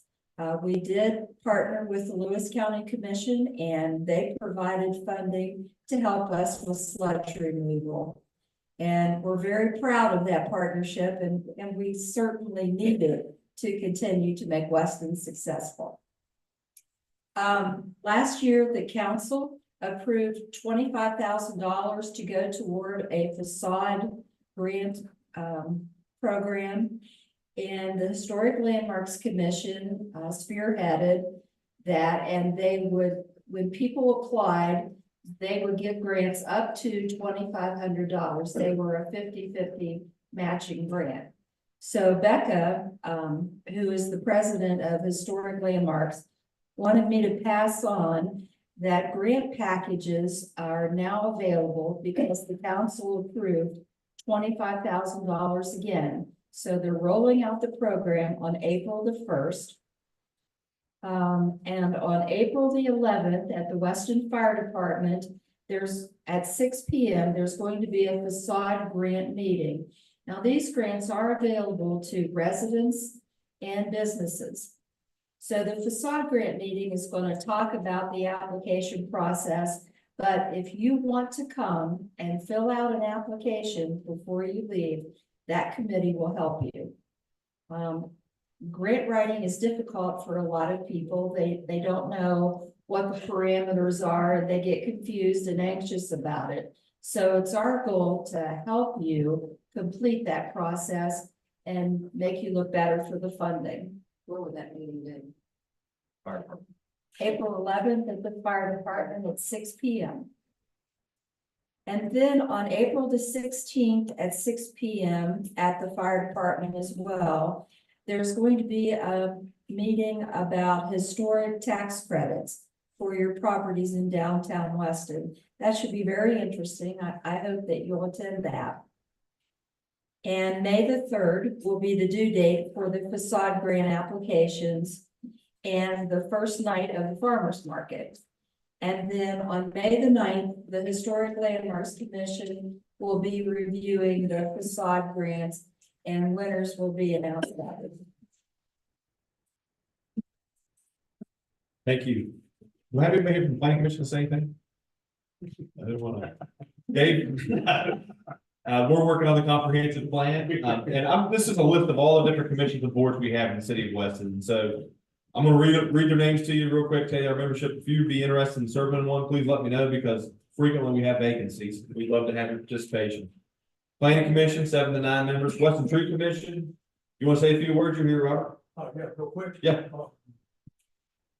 My name is Robert Weaver, I'm the current chairman, we agreed to figure, City of Weston Tree Commission.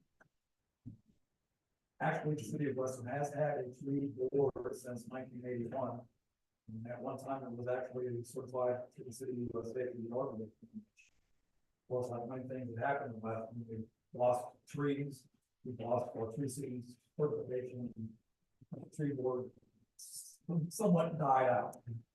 So they were made 2 years ago, was expressing interest, maybe reconfiguring how things were done in the city.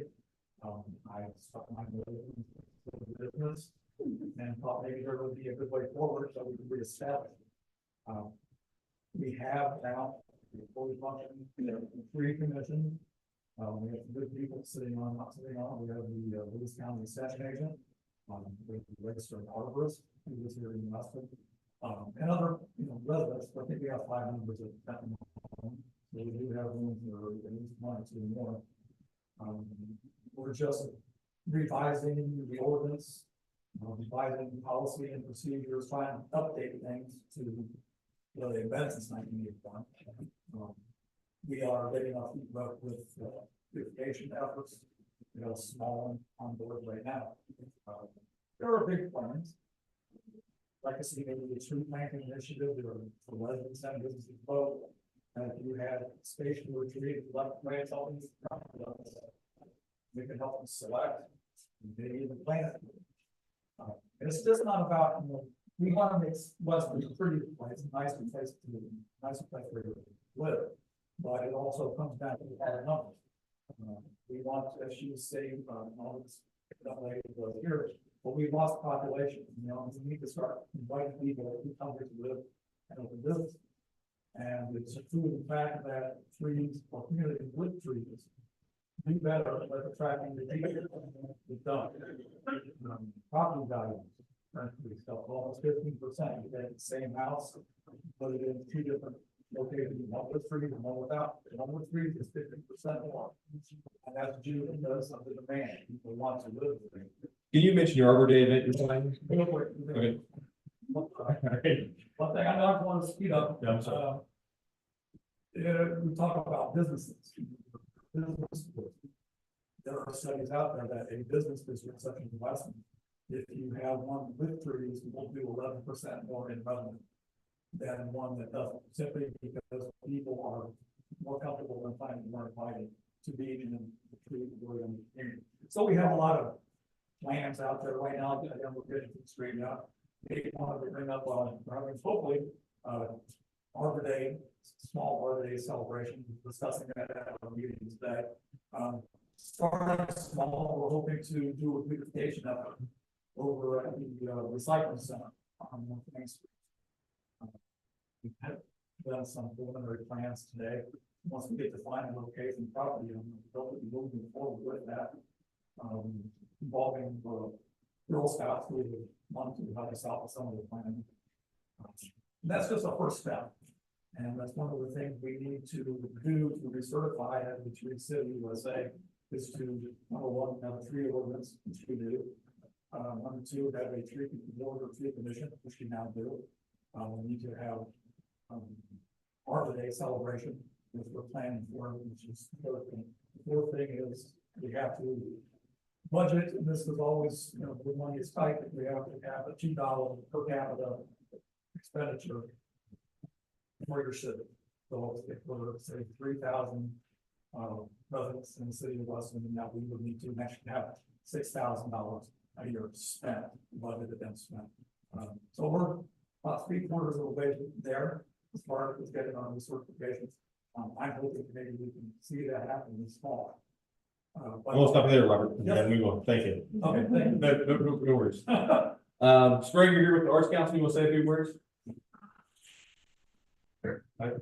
Without that. Yeah. We just rebooted and we're looking to do there for and a lot of other programs to get some things moving along and fun things to do along with beautification. If you want to know more, just email us or come on our board meeting. Every month, the second Tuesday. Here. That's all. Thank you. With that, I'm going to conclude our section because I want Olivia to speak to this survey. I just want to thank you guys for your patience. We'll probably go a little bit over past 8 o'clock here to let Olivia speak to the survey. I understand if you have to move on, grab a cookie, things of that nature. But we want your involvement. I hope you realize that. That's why we're having these meetings. We want you to be a part of our boards and commissions. That's what governs our city. And so we really appreciate your guys' attendance. And if you have any questions, feel free to reach us at the city building. We'll do the best we can to support your efforts. Thank you. All right, so. Trying to plug in my computer here. So yeah, my name is Olivia McConnell. I work with the Hub, the West Virginia Community Development Hub. Lots of familiar folks here, but also some faces I've never seen. So you might remember me from last year's city meeting day, which was also our Hubcap kickoff. I work on the Hub Communities of Achievement program, Hubcap. So I've been coming here every month for about the past year, save for the 3 months that I was on maternity leave. So I come to Weston, meet with our Hubcap team. There are some really wonderful folks in this room who are on that team that can tell you more about it. And we would love to have more folks show up. So if you're interested, please do join us. But I'm here to talk about the market study that we did.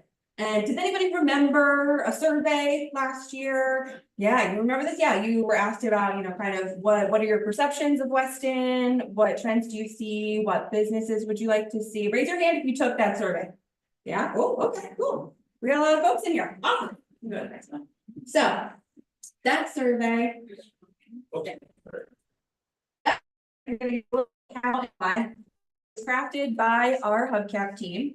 And it is done in conjunction with Downtown Professionals Network, which is a company that does these types of surveys and does all the analysis for us. So we got to do the fun part of coming up with the questions. We didn't have to do any of the numbers, which was great. Responses were collected from over 1,000 people, which is a huge number. That's fantastic. We found last time that we did these surveys in other communities, we weren't getting close to those numbers across the board. I think my community's got maybe like 600, I think we tapped out at like 650. So getting 1,000 responses is awesome. The reason we did this is we want to get feedback from all of you about what are the current assets and trends. So what do we have in the community now? What local businesses, what big businesses, what restaurants, what do we have that people are going to? And what are the trends that we're seeing? What are we seeing from the community in general about what are business opportunities looking like? What does the city look like? We also want to see about gaps and needs. So if we have these types of restaurants with these types of stores, what do we not have? What are we spending our money on through Amazon? Or maybe traveling to other communities to make purchases? What do we not have here that we want to be able to have here? And then also, how do folks get their information and their news? So how are folks getting the information about a city event, something like this, or about the AmeriCorps program? How are people really getting clued into all of these things? So we're gonna go out of the.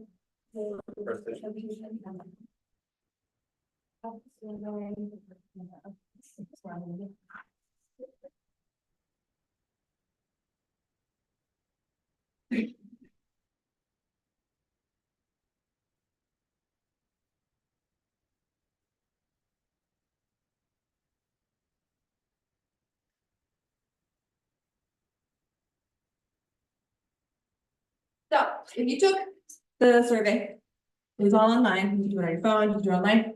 The responses are in this handy dandy at a glance sheet. So it's, I like to call it a 2-pager, it's not a 1-pager, it's 2 pages front and back. And we have it virtually.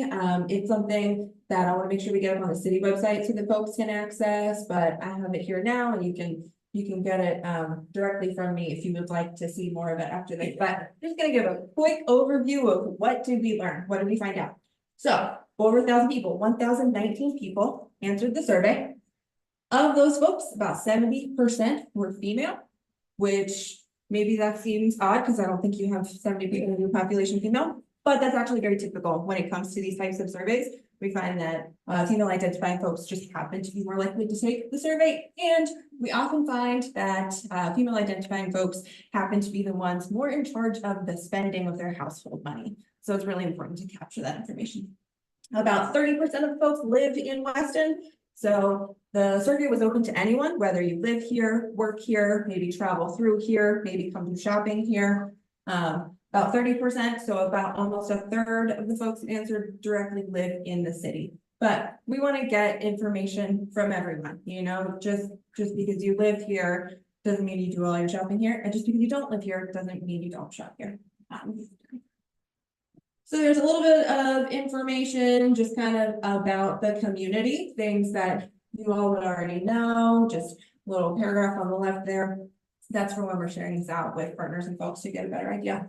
But one of the big questions we got was, how likely are you to recommend the Weston area to friends and family as a good place to live? And we found that somewhat likely and very likely totaled to 44%, which is pretty good. It can always be better, but that's pretty good. I mean, if you ask folks like, do you like living here? Would you recommend other folks live here? We had 44% say yes to that. And also neither yes or no was about 22.7%. So that means it was a pretty small percentage that said no to that question. Some fun facts that we got from folks, or fun quotes rather, is that Weston is an inviting and welcoming place.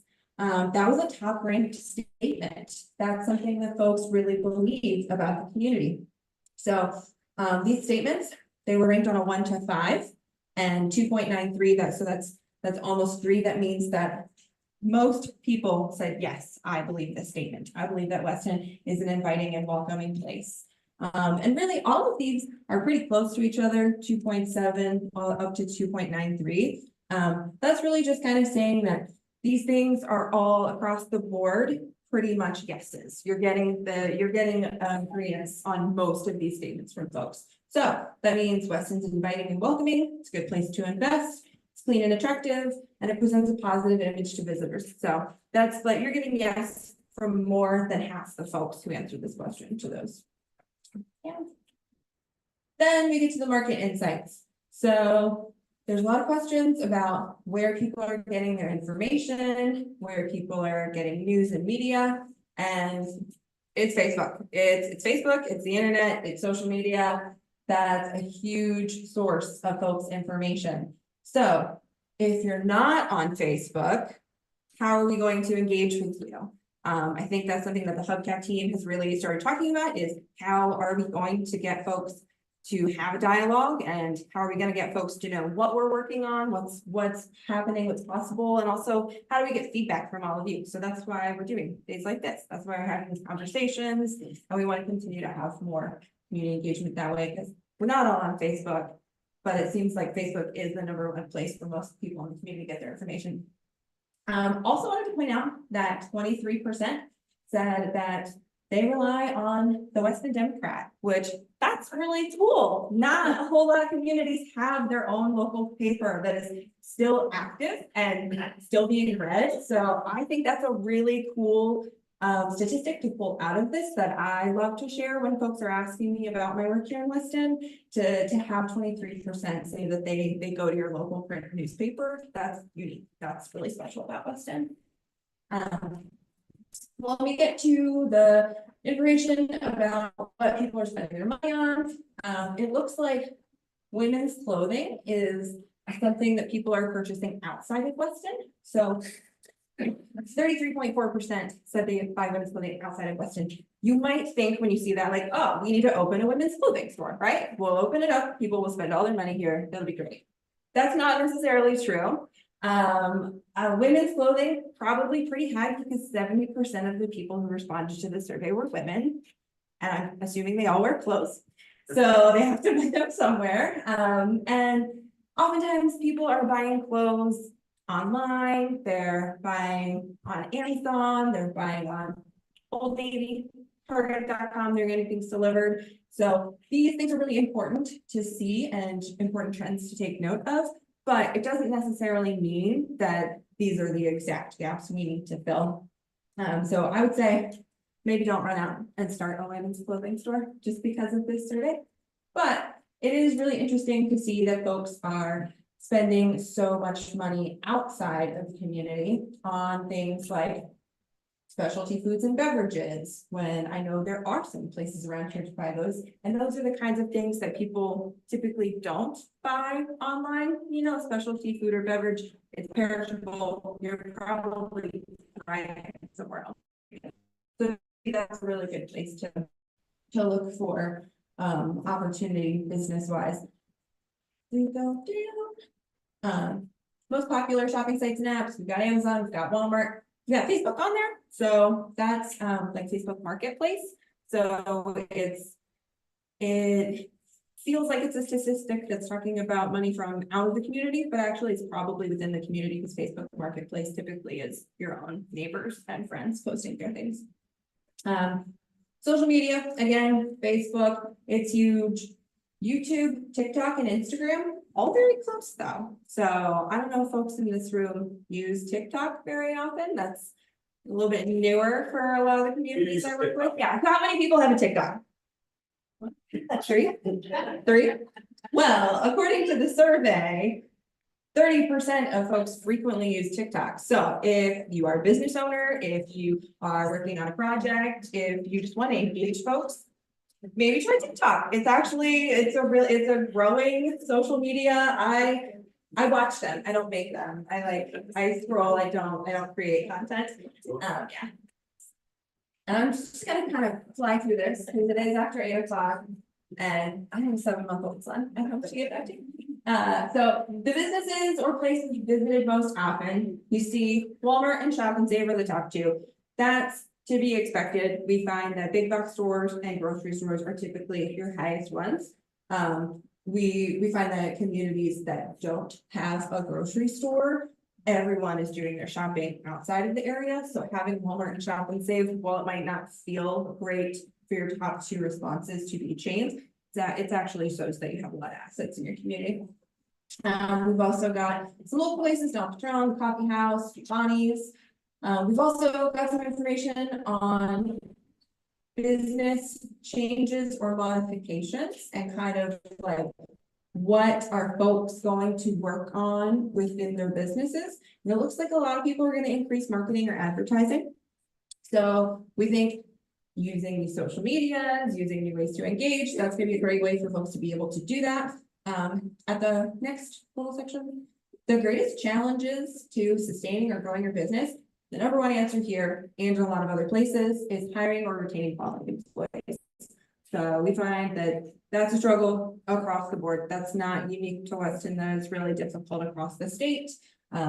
We actually were just planning an event in Hinton, West Virginia with my job next week. And we were gonna do this really cool like plant activity, and we can't do it because they don't have anyone on staff that can work that day. So we were going to pay them lots of money to do this activity, and they just don't have the staffing for it. So we're clearly missing out on lots of opportunities for generating income and generating business, to generating businesses because we don't have employees.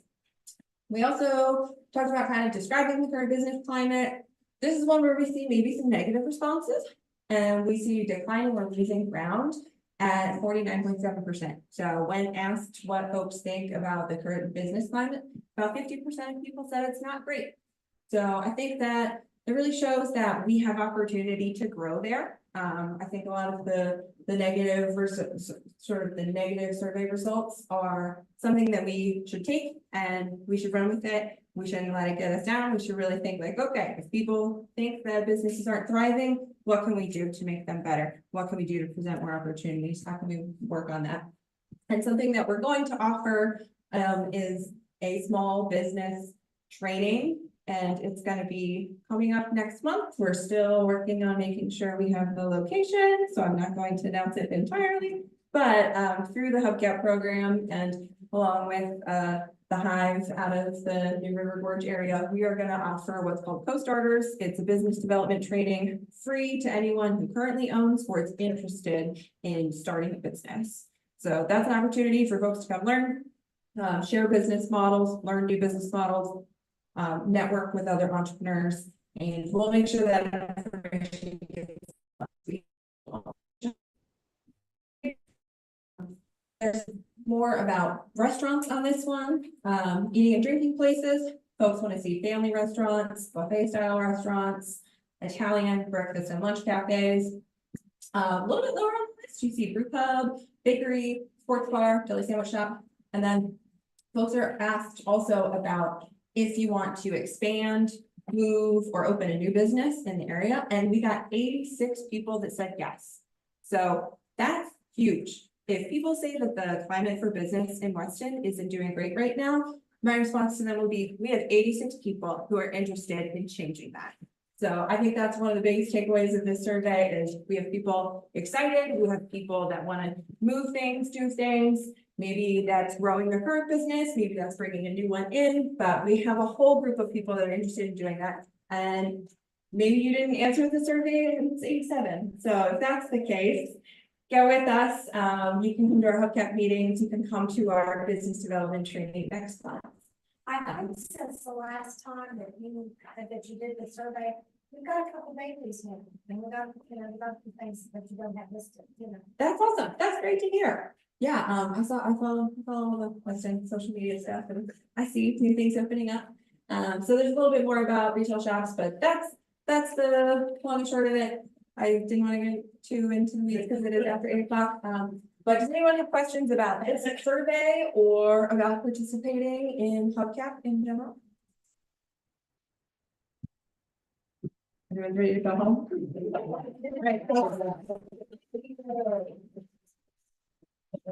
Thanks, Olivia. Thank you all for your patience.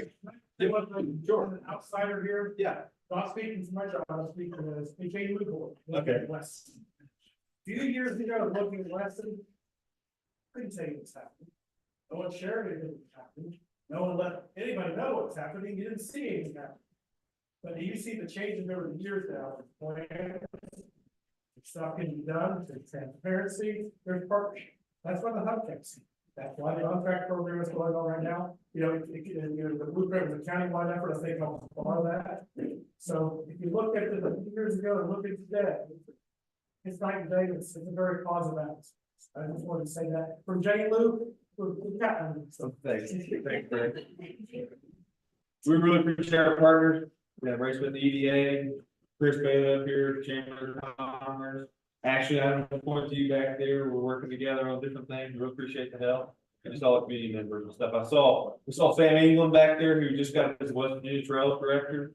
So things are happening in North Central West Virginia and Weston and Lewis County. So we're glad to be a part of it. But if there's nothing else, I will dismiss us. Thank you all for your attendance. Thanks for having this meeting because it's great for a lot of things happening. You're very welcome. Thank you. Can't think you've ever given me hair on the face of it.